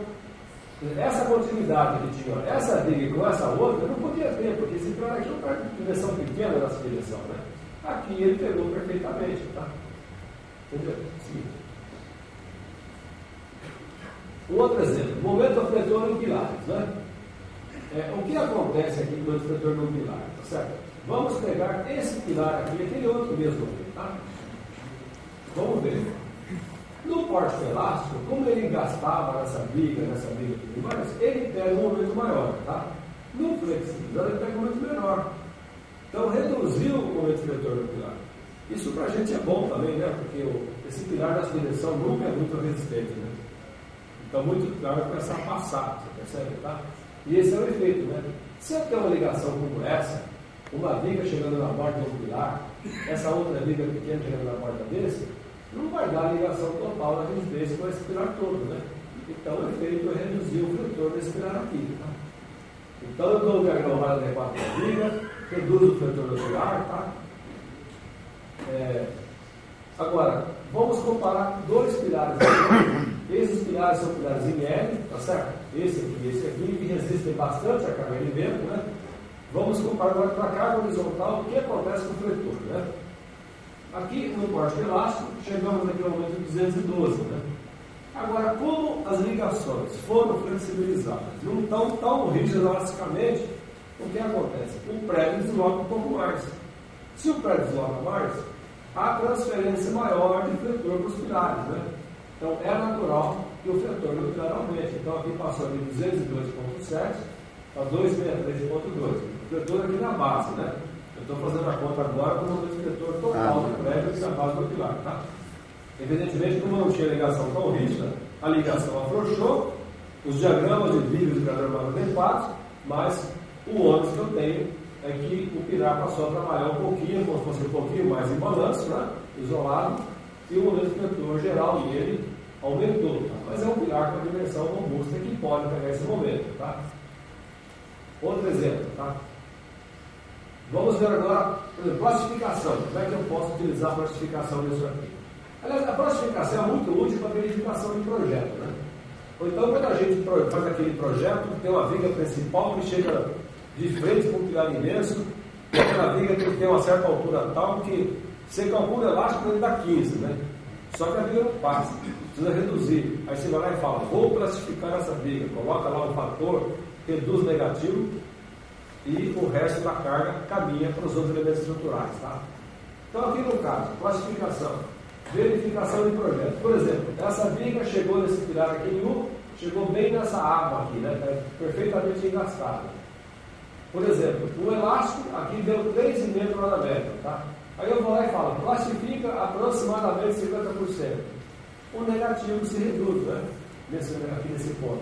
Aumenta o positivo e redistribui cargas para os outros elementos estruturais, tá?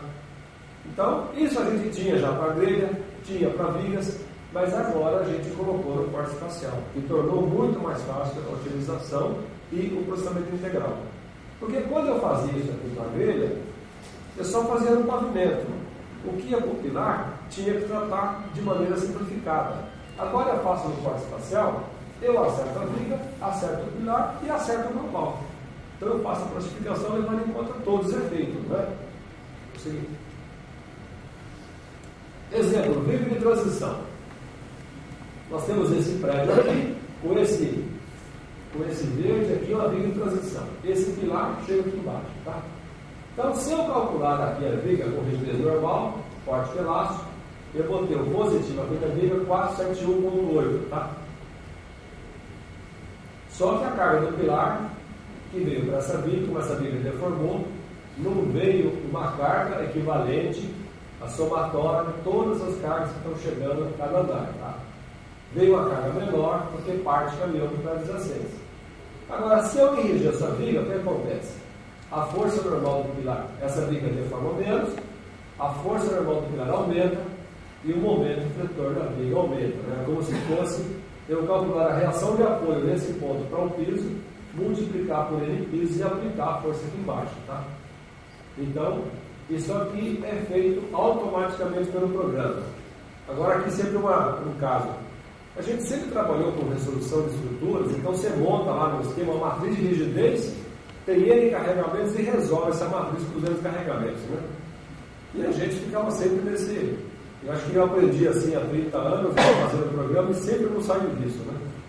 Quando a gente foi equacionar esses problemas aqui de rigidez axial, viga de transição, flexibilização, tivemos que quebrar um bloqueio nosso mental, que é o seguinte: em função do carregamento, em função do elemento estrutural, monte uma matriz para esse carregamento, tá? Então aqui, o que nós estamos fazendo? E outra, evidentemente que os computadores ficaram com uma velocidade incrível, né? E evidentemente que nós temos também que ter um solver aí, um resolvedor de parte espacial, altamente utilizado, que no caso aqui é o Mix do Sérgio Pinheiro, né? Que resolve um código de maneira quase instantânea. Então nós podemos abusar disso à vontade. Eu posso montar a matriz desse prédio 5, 10, 15, 20 vezes, em função da minha necessidade. Se eu mudei a geometria, mudo a matriz, resolvo para aquele carregamento. Tá? Então, abrindo um pouco a mente aí, nós deixamos o computador trabalhar mais, montamos a matriz N vezes, criamos N carregamentos e vamos flagrar esse carregamento para dar um resultado mais adequado ao profissional do engenheiro. Né? É o seguinte, veja aqui o efeito da força normal dos pilares. A viga de transição com rigidez normal traz uma carga de 194 para essa base e para o pilar adjacente 477,7. Já a viga enrijecida, a carga normal que aumenta, 237,9, aqui 459 e aqui 459. Isso é, a carga migrou daqui para cá, né? Tá? Então nós resolvemos o corte para esses dois casos. Eu monto um corte para a rigidez normal e gera os carregamentos. Monto o outro com a viga enrijecida e gera carregamentos. E vamos detalhar para cá. Vamos pegar e voltar os dois, né? Assim nós ficamos cobertos. Mas é assim que faz na mão também, na verdade. Seguinte. Agora, principais conclusões aqui desse nosso modelo que eu acabei de apresentar para vocês, que tem algumas características singulares, né? Vamos fazer uma listagem aqui item a item, vagarosamente. Primeira coisa, ligação viga-pilar mais realista, né? Tá? Eu acho, gente, que é mais realista mesmo, tá? Eu acho que não é teoria, não. Eu acho que nós estamos tratando uma questão quase que geométrica, tá certo? A viga que chega no canto de um pilar, na borda de um pilar, não vai conseguir mobilizar aquele pilar inteiro. Então isso aqui é um fato sagrado, né? O que nós podemos levar em conta é, sim, a dimensão do pilar para essa rotação é 1, 2 ou 3 vezes a largura da viga, mas que a flexibilização é importante, né? Os esforços mais adequados das vigas, tanto para a carga vertical como para a carga horizontal, tá certo? Até a nossa última solução de corte espacial, embora eu estivesse utilizando para a carga vertical grelha, eu plastifico e tudo mais, no corte espacial com efeito de vento, eu estava trabalhando com regime elástico, tá? Agora não. Eu trabalhando com a ligação flexibilizada, eu tenho realmente um esforço mais adequado na viga, tanto para a carga vertical como também para a horizontal, né? O que acontece em geral? Um pouco de aumento de esforços de movimentos fletores nos pilares para a carga horizontal. Por quê? Deu uma pequena amolecida nos nós, em função das características da estrutura, e, evidentemente, que para a força horizontal, esses pórticos não vão estar com a rigidez como eram antigamente e vão aumentar um pouquinho os esforços, tá? Então, consequentemente, também nós teremos um aumento dos deslocamentos horizontais, não é verdade? Porque liberei um pouquinho os nós, né? Vai também aumentar um pouco os efeitos de segunda ordem, não mas lembra que eu disse para vocês. Se o prédio tem uma rigidez razoável, se tem pórtico montado, se não tem tanto essa singularidade de ter um pilar muito extenso com a viga chegando na borda, o gama Z não aumenta muito. Agora, como aquele edifício que eu mostrei, aquele exemplo, se aquilo é preponderante no edifício, o gama Z vai embora, né? Isto é, ou o prédio ou a alvenaria colabora para que o prédio não se deforme, ou o gama Z realmente vai trazer efeito de segunda ordem sério, né? Minimização do efeito de deformação axial dos pilares para a carga vertical, né? Com esse nosso equacionamento, a deformação axial dos pilares não é tão importante no cálculo do pórtico, tá? Então eu tenho um pilar axialmente mais rígido, portanto, eu não tenho problema de deformação axial para migrar a carga de um ponto para outro e mudar os diagramas de contorno das vigas, tá? Tratamento adequado de vigas de transição e tirantes, aquilo que eu já falei. Aumenta a rigidez da transmissão, aumenta a rigidez da viga de suporte tirante, para que as forças que ali chegam sejam forças ou cargas verticais, né, de pilares mais adequadas e mais realistas, com base na experiência que nós estamos acostumados a trabalhar e projetar. Né? Bem, e como principal conclusão, as solicitações finais para as vigas e pilares de concreto armado obtidas a partir do modelo único, porte espacial. Essa é a maior conclusão, porque eu quero realmente, com esse modelo, tentar evitar aquelas N possibilidades e caminhos de resolver, olha, carga horizontal pelo pórtico, vertical por viga, vertical por grelha, assim assado, e assim simplifica muito o processamento, né? Com isso, chega-se em resultados bastante razoáveis, com processamento de porte espacial, com equacionamento de solicitações nas vigas e nos pilares, tá? Com o engenheiro entendendo perfeitamente como trabalha espacialmente a estrutura, né? Da outra forma, você tinha que trabalhar com grelha, trabalhar com viga, que não está errado, está perfeito. Quem sou eu para dizer? Aliás, a realidade está aí para dizer que está certo, né?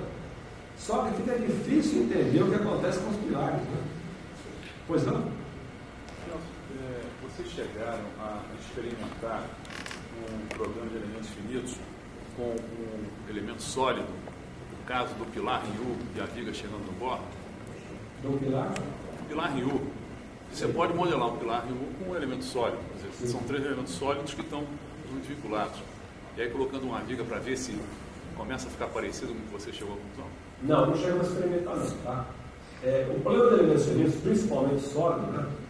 Que eu acho que está hoje para a gente utilizar, porque quando eu vou fazer um pilar em U com elemento sólido, eu tenho que sintetizar em N sólido, né? Ao longo de toda a face, né? Eu teria que sintetizar meia dúzia na largura e N na comprimento, tá? O que eu falei é que elementos finitos traz algumas dificuldades sérias a posteriori. Por exemplo, a discretização é muito mais trabalhosa, né? Embora mais realista. Segundo, o volume de processamento é muito grande. Terceiro, a interpretação de resultados é altamente complexa, né? Quarto, tem o problema da convergência da solução do elemento. Percebeu? Quinto, como esse elemento vai trabalhar de maneira diferente, aquela hipótese de seções planas para dimensionar o pilar, você perde.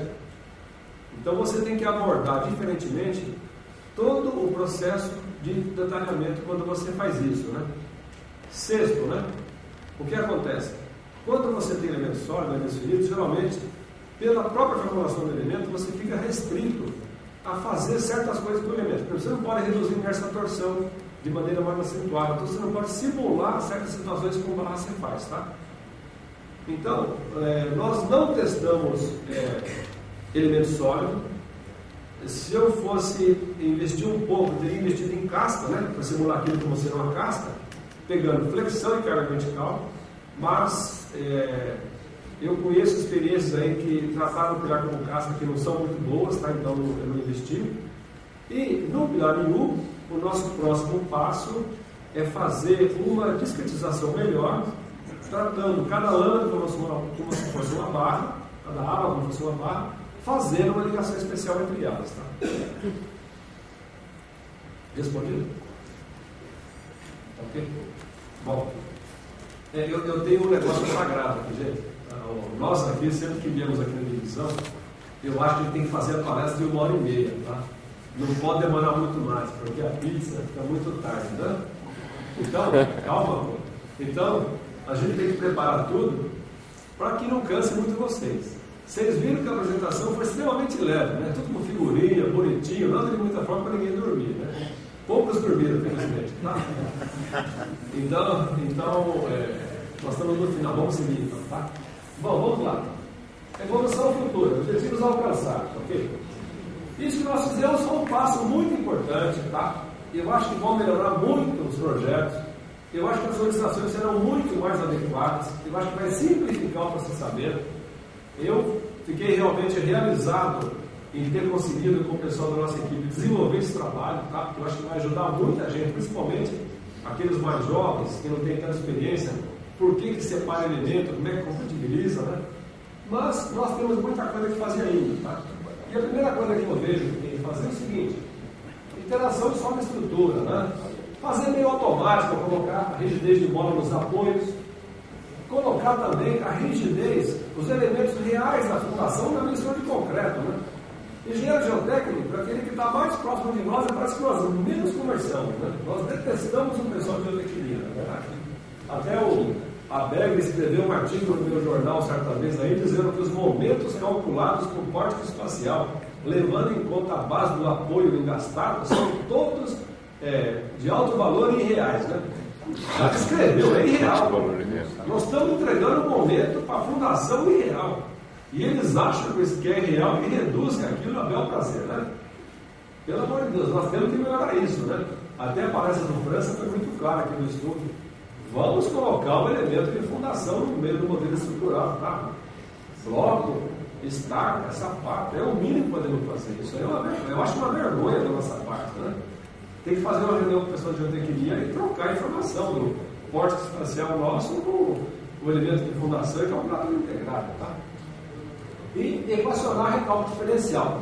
Isso aqui é difícil, tá? Ninguém faz integração por causa disso, recálculo diferencial. Mas o Struck, numa palestra aqui de uns 2 meses atrás, deu uma boa luz sobre isso, quando falou de fluência, tá? Outra evolução interessante, análise dinâmica, né? Vibração de lajes, cada vez mais comum para isso, né? Nós já temos um programa de dinâmica incorporado no sistema TQS, que é a análise sísmica, tá? Que vamos vender o programa para regiões que tem sismo, né? Então, dá para calcular a frequência própria de qualquer estrutura com esse córtico espacial, que já ajuda bastante a verificação de vibração de lajes, né? E colocar também no modelo a questão do vento dinâmico para edifícios altos, né? É mais uma evolução. Seguinte, efeito incremental, né? Eu estou dizendo que eu estou corrigindo aqui a minha área axial do pilar, por quê? Porque eu não tenho efeito incremental, né? Se eu conseguisse equacionar aqui toda a etapa construtiva, fluência, formação lenta, eu acho que até poderia reduzir muito o esforço da minha estrutura, tá? É um caminho a seguir. E também não linearidade física e geométrica geral na estrutura. Nós já temos aqui, inclusive no TQS, para a grelha, a verificação de não linear física para calcular o pavimento, né? Levando em conta a correção de inércia, calcula a inércia no estádio 1, estádio 2, processo incremental, dá um bom resultado, né? E temos aqui para vigas e pilares no parque espacial a não linearidade geométrica, que é o P-delta, né? Que é uma aproximação muito boa, tá? Mas a gente precisava fazer integração total, não linear física e geométrica e em vigas e pilares. Mas é um passo que a gente vai tentar perseguir aí, ok? Tá? Bem, com isso acabamos, tá? Vocês viram que a apresentação foi simples, acho que deu para aprender, mas deu para entender o que eu quis transmitir. E, por essa razão toda, depois que nós completamos aqui esse modelo, esse sistema, que eu até no último jornal do TQS eu escrevi que eu estava realizado, não é verdade? Que depois de 32 anos, buscando um modelo, lutando para tornar o negócio mais fácil, lutando para deixar algo compatível, né? Compatível em relação ao momento vetor de modelos triviais, compatível com relação a resolver o córtico espacial e dar respostas parecidas, né? Compatível a nível de simplificar o entendimento e visualização do engenheiro, né? Então eu até disse, olha, realmente depois que eu acabei esse trabalho aqui com a ajuda de todos, né? Eu fiquei até envaidecido, porque eu achei que foi um trabalho muito interessante, tá? Bom, pessoal, era isso que eu tinha que falar. Quem quiser fazer a pergunta,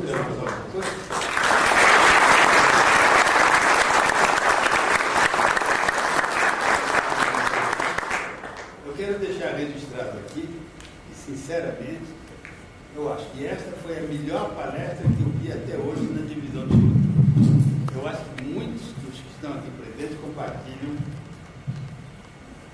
Essa foi a melhor palestra que eu assisti até hoje na divisão de estruturas. Eu acredito que muitos que estão aqui presentes compartilham dessa mesma ideia. Agora, eu aprendi alguma coisa com essa sua palestra. Aprendi que as vigas de transição estão sempre dimensionadas com uma folga relativamente grande. E pergunto, se no processo incremental em que as cargas vão sendo aplicadas e simultaneamente a viga de transmissão vai cedendo, vai se deformando, então, como você bem mostrou, isso vai mostrar a flexibilização do nó e vai mostrar que a viga de transmissão vai receber uma carga maior do que se fosse levado em conta o processo normal do pórtico espacial. Agora, eu lhe pergunto, se com o cálculo incremental nós não chegaríamos exatamente à mesma conclusão? Se com o cálculo incremental nós não poderíamos reduzir um pouco mais aqueles momentos extremamente elevados que ocorrem nas vigas de transição depois da flexibilização? Você já tentou fazer alguma aproximação nesse sentido? Diz que eu não me conformo de ter uma diferença de 200% entre o valor do momento máximo no meio do vão com a viga de transição, que passou de 127 para 400 e qualquer coisa assim, não me lembro. De 1 para 2, né? Relação mais ou menos de 1 para 2. Eu não conseguiria reduzir esse momento maior com o cálculo incremental, imaginando que as cargas fossem sendo aplicadas gradualmente, sem levar em conta a fluência do concreto, que também deve ajudar bastante. O que você acha? Só por intuição, você não precisa ler. Eu acho que sim, sabe? Eu acho que sim. Mesmo, então eu digo, se eu fosse projetar, eu não pegaria todas as cargas do pavimento e multiplicaria por N, pegar uma reação de apoio de um ponto e multiplicaria por N, se eu fosse projetar. Mas também eu não faria no aeroporto espacial puro elástico, tá? Eu ia adotar uma situação intermediária. Mas eu não tenho, isso eu acho, é sentimento, é feeling, mas eu não estudei o assunto ainda com profundidade do cálculo incremental. Para mim isso é um desafio interessante também, para dar uma resposta mais concreta. Agora, se o senhor tem essa dúvida, eu seria muito convencido de falar que eu também não tenho a dúvida, na verdade. Tá? Poxa vida. E segunda coisa, o elogio que o professor fez não vale, porque ele é muito amigo, vocês sabem, né? Corintiano como eu, tem que ajudar. O elogio foi sincero.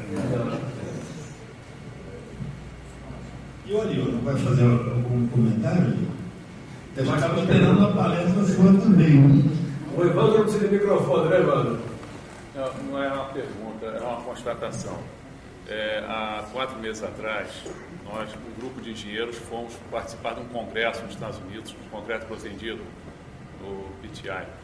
E fomos com a imagem de que o americano estaria muito avançado, conhecendo muito a técnica, e ficamos felizes de termos também ensinado alguma coisa lá, além de ter aprendido.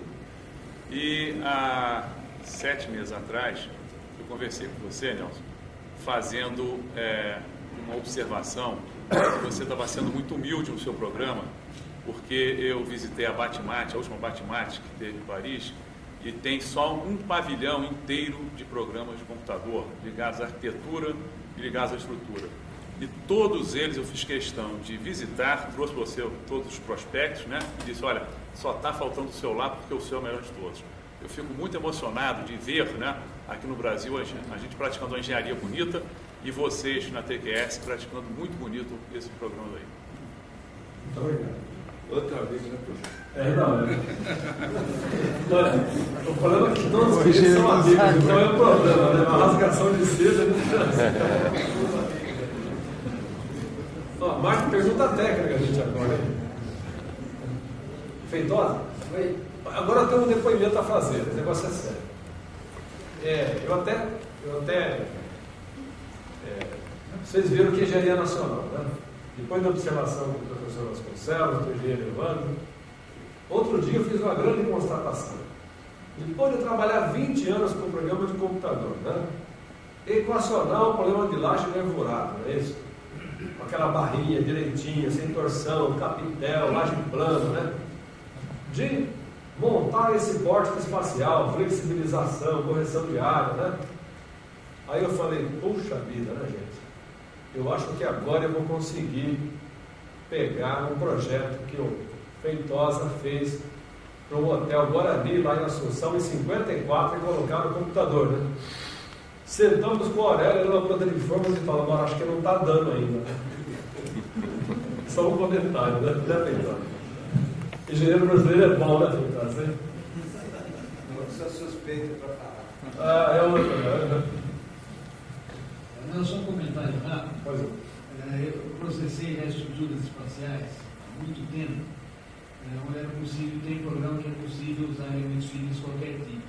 Inclusive o deles já está dentro do Grêmio, né? Porto Alegre tem um cuidado muito grande de haver informação aqui bancária. A melhor maneira de configurar aquilo tudo foi por barras. Não usamos os elementos finitos, você tem toda a razão de usar só barras. Não tem dúvida nenhuma quanto a isso. Tá bom, eu também sou meio suspeito em modelagem por barra, né? Porque eu comecei há muito tempo atrás, em 71, que não tinha elementos finitos, né? Então a gente tinha lá o stress num computador 1130, e quando você fazia um modelo de 100 nós, era muito grande, né? Era muito grande porque o computador era pequeno e também era muito caro, você não podia fazer muito mais modelos, né? Então a gente aprendeu, desde aquela época, a trabalhar com bastante barras e simular tudo como barra, né? Até eu nunca esqueço que o primeiro processamento que eu fiz foi um código espacial que era uma rampa helicoidal, né? Rampa helicoidal tem aqueles problemas de geometria, de calcular as barras, torção, carga vertical e não normal a barra, carga no eixo global, né? Mas acontece que a rampa estava sendo verificada e ela tinha que ter todas as características para conseguir ter uma análise boa. E ela estava apoiada em cima de neopreno, né? Então, o programa Stress na época não tinha neopreno, né? Então a gente colocava, não tinha apoio elástico, desculpa. A gente tinha que colocar barras nos nós de vínculos com rigidez axial e comprimento tal que simulasse a deformação do neopreno transversal, vertical, né? E a gente foi aprimorando com esse cálculo de barras. O nosso grelha, até a pessoa pergunta, por que você não usa mais elementos finitos? A questão é simples, né? Inclusive, como a gente fez o programa para laje nervurada também, e laje nervurada, as nervuras não têm torção, quer dizer, eu não posso simular uma laje nervurada como elementos finitos, tem que ser barras, tá? Para simular corretamente. Porque o elemento finito de placa, você não consegue reduzir a inércia, a torção a zero, pela própria formulação do elemento. Então, se eu simular uma laje nervurada por elemento finito de placa, não dá bom resultado, porque aparece torção. Então, tem que ser por barras. Como nós tivemos que resolver a laje nervurada, investimos muito em barra. E essa barra, como é flexível no seguinte aspecto: você controla a torção, controla a rotação, controla a inércia, serviu também para simular a laje plana, né? Então, nós nem investimos tanto mais em elementos finitos, porque o nosso elemento de barra ficou bastante desenvolvido e atende bem ao resultado, né? Então, eu reconheço que eu sou um pouco viciado, né? Embora o primeiro processamento que eu fiz com o elemento finito de placa foi em 75, no pavimento tipo do Banco Central de Brasília, né? Que foi um processamento interessante, já em 75. Tudo elástico, né? Mas o Banco Central tem muito dinheiro, pode pagar a armação do elástico, não tem problema nenhum. Mais perguntas? Para coisas futuras de você, para assuntos futuros que com certeza você vai ter que abordar nos próximos anos, o Mário Franco acaba de escrever um artigo muito interessante para calcular um coeficiente análogo ao gama zero, que ele denomina gama teta, para levar em conta o efeito de torção. Quando o edifício não é simétrico, o vento, a resultante do vento não cai no centro de torção do prédio, de modo que vai haver no conjunto inteiro um grande momento de torção. E esse momento de torção ocasiona uma rotação do prédio de uma laje em relação à fundação. E essa rotação é tal que, pelas hipóteses formuladas pelo Mário, foi a grande jogada dele. Eu lastimo não ter sido minha ideia.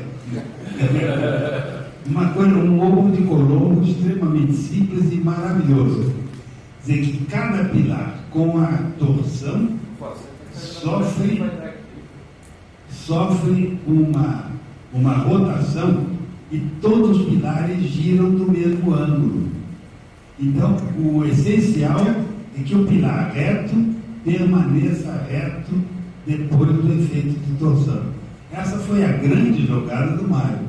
E com isso, ele pode aplicar o mesmo critério usado para cálculo do Gama-Z, de que as deformações sucessivas ocorrem segundo uma progressão geométrica, que é a consequência do pilar reto continuar reto, desprezando aqueles pequenos S's que ocorrem entre um pavimento e outro por efeito de torção.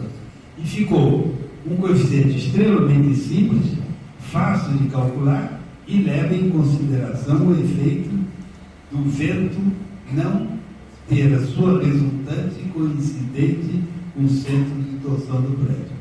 É um trabalho maravilhoso que eu tenho a impressão que ainda vai falar sobre isso aqui em outubro. Isso é importante. É importante porque quando ele torce, uma certa região do prédio vai para uma direção, outra vem para outra, e o Gama-Z dá valor baixo, né?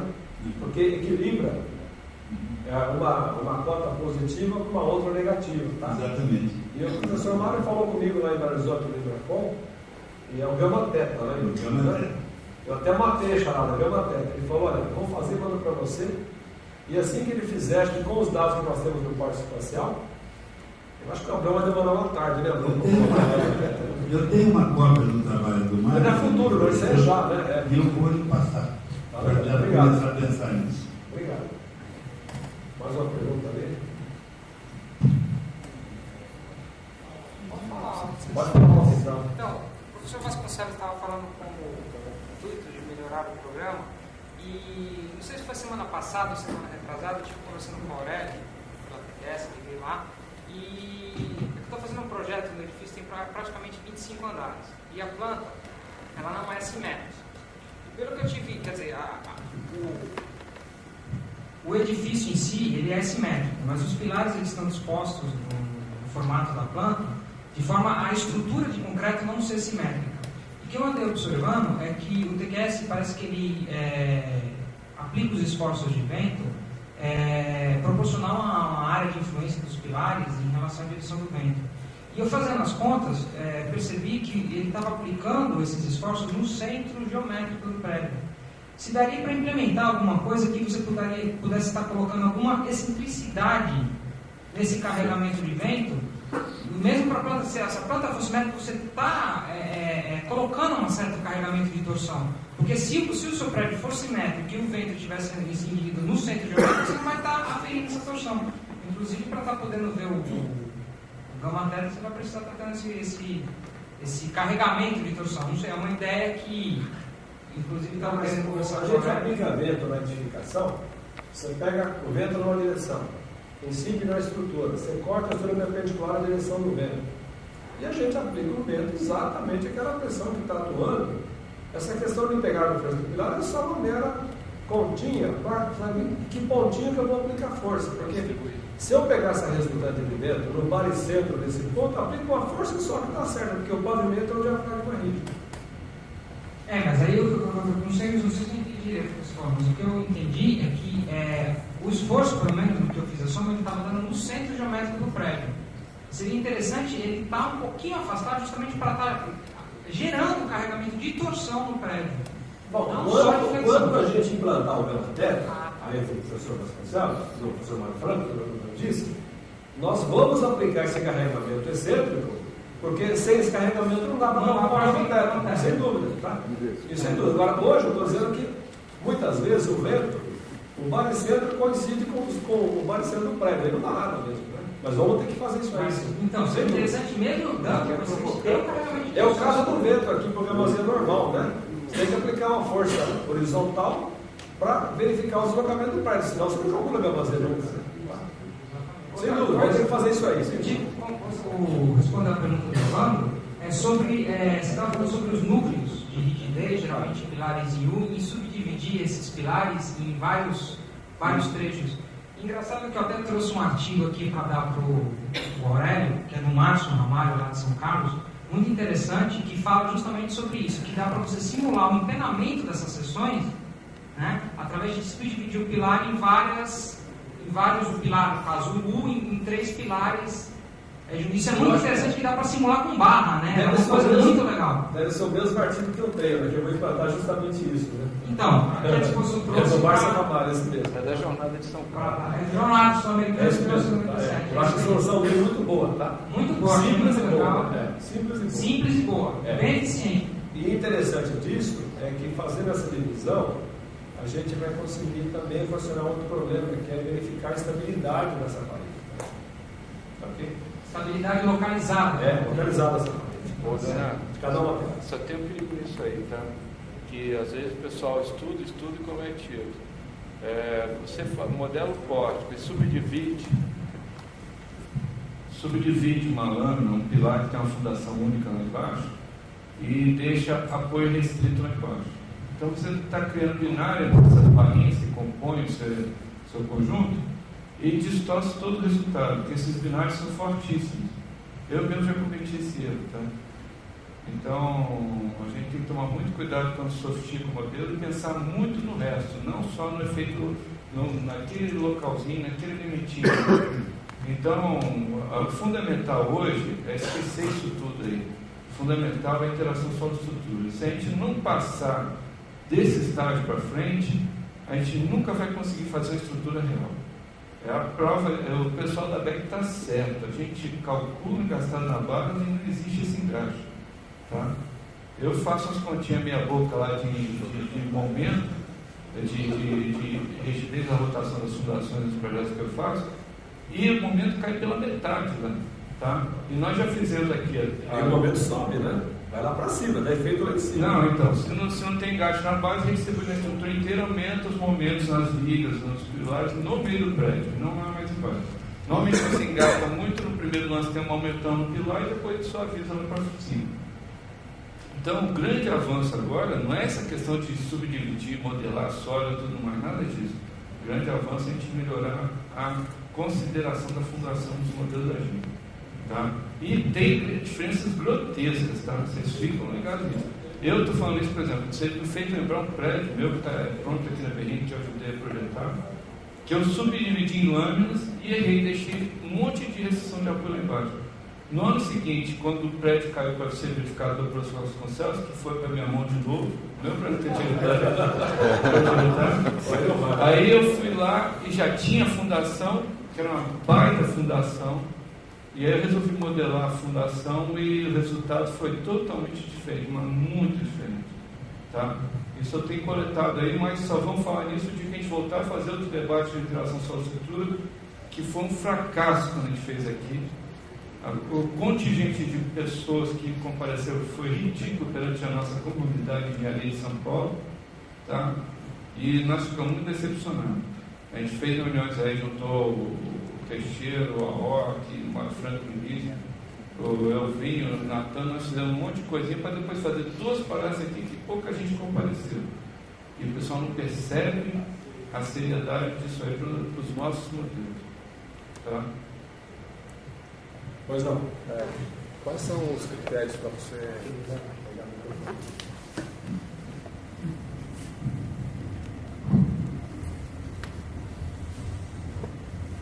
Quais seriam os critérios para você estabelecer a deformabilidade nos pontos quando você dá um certo coeficiente de mola, né, que é dentro do programa? Como você estabelece essa deformabilidade?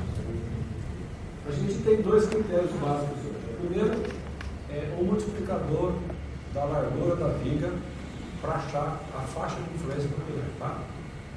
E o outro critério é o redutor da inércia, a flexão desse trecho do pilar. Tá? Eu tenho na minha cabeça outros critérios que nós poderíamos ter colocado no programa, tá? Mas eu não quis inventar muito, porque eu queria a colaboração dos nossos clientes, tá? Porque eles, melhor do que eu, vão saber opinar e escolher que critério que é melhor. Tanto é que já estou recebendo algumas sugestões aí. O França prometeu também estudar um caso, o Bernardo Horowitz me Recife, tá? Mas esses 2, que eram critérios que nós tínhamos já no modelo de grelho, tá? Que funcionavam bem, passaram para o pórtico e com isso consegue concretizar o modelo. Mas não digo que a coisa está fechada. Tem estudo para ser feito ainda, em função de pé direito, altura de viga, uma série de coisas. Tá? Não quis colocar muito complicado, porque é um negócio novo, tem que esperar o pessoal assimilar. Não adianta eu ir muito para frente, porque a mercado não vai. Seria o primeiro passo. O primeiro passo é esse. Vocês mandem agora que nós melhoramos. Tá? Só uma observação última que eu faço rápido. Você falou de cargas horizontais não são permanentes. Vamos pensar na evolução do programa em cargas horizontais permanentes, por uso de arrimo de certo porte, pensar em classificação, em diminuição de disciplinares para a indústria. Importante isso. Eu falei a carga horizontal principal, né? Ok? Tá? Mas você tem razão. Vocês vejam, então, gente, é o seguinte, ó, que essa palestra, como eu disse ao princípio, né, que o Natan falou que o sistema do QS pode fazer, é só de modelagem, é isso. Foi só tratamento de uma implementação no córtex espacial. Então, o que eu acho incrível é o seguinte, nós ainda estamos longe de obter um modelo correto para concreto armado, correto não diga, mais aproximado para concreto armado, para obtenção de força normal, momento fletor, força cortante nos elementos. Né? Isso aqui é um passo muito importante, mas muito importante, eu acho. Mas temos mais trabalho a fazer. Daí vocês vejam, né, a dificuldade nossa de projetar uma estrutura, concorda? Que eu disse no começo, seria muito fácil se nós pegássemos aí uma técnica aí já consagrada, elementos finitos, barra, cálculo matricial elástico, carga, sai com esforço, está tudo maravilha, né? Concreto armado não é assim, é diferente. Então, vamos continuar trabalhando para melhorar esse equacionamento de solicitações.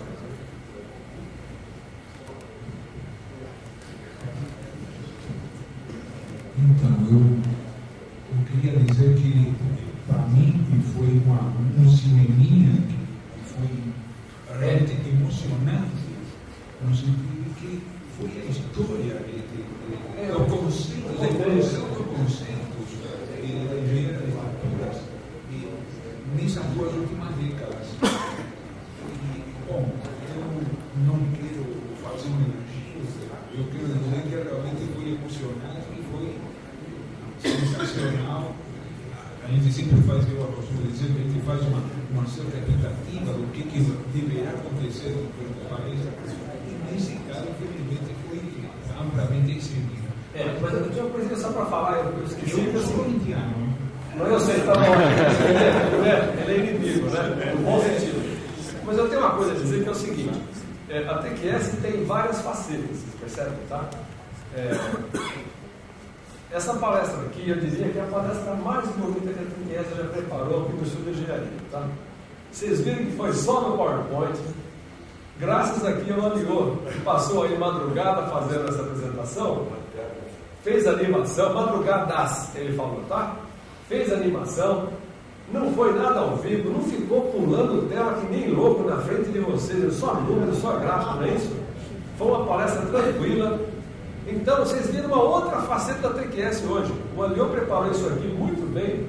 Eu queria agradecê-lo aqui pessoalmente, porque sem tirar nenhum mérito, mas nós temos aqui o Aurélio também, um engenheiro ultra competente, que jamais faria isso. Ele vinha aqui e rodava todos os exemplos na hora e mostrava tudo na hora.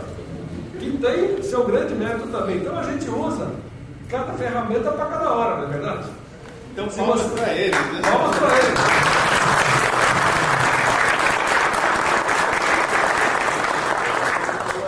Quem veio aqui ver que só passava tela de programa, desculpe, foi diferente. Tá?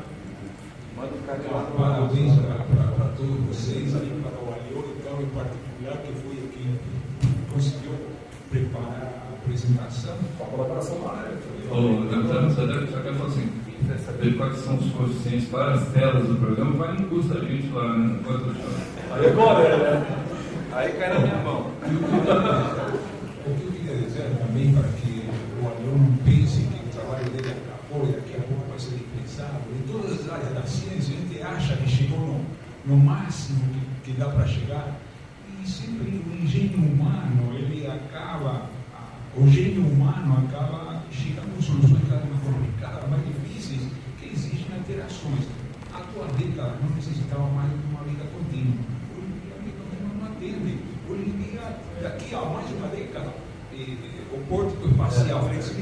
não deverá atender. Então, eu tenho trabalho dele assim, não tem problema nenhum, várias vezes, de novo, palmas que você realmente merece. Vamos partir para o futuro do que queria ser para o muito obrigado.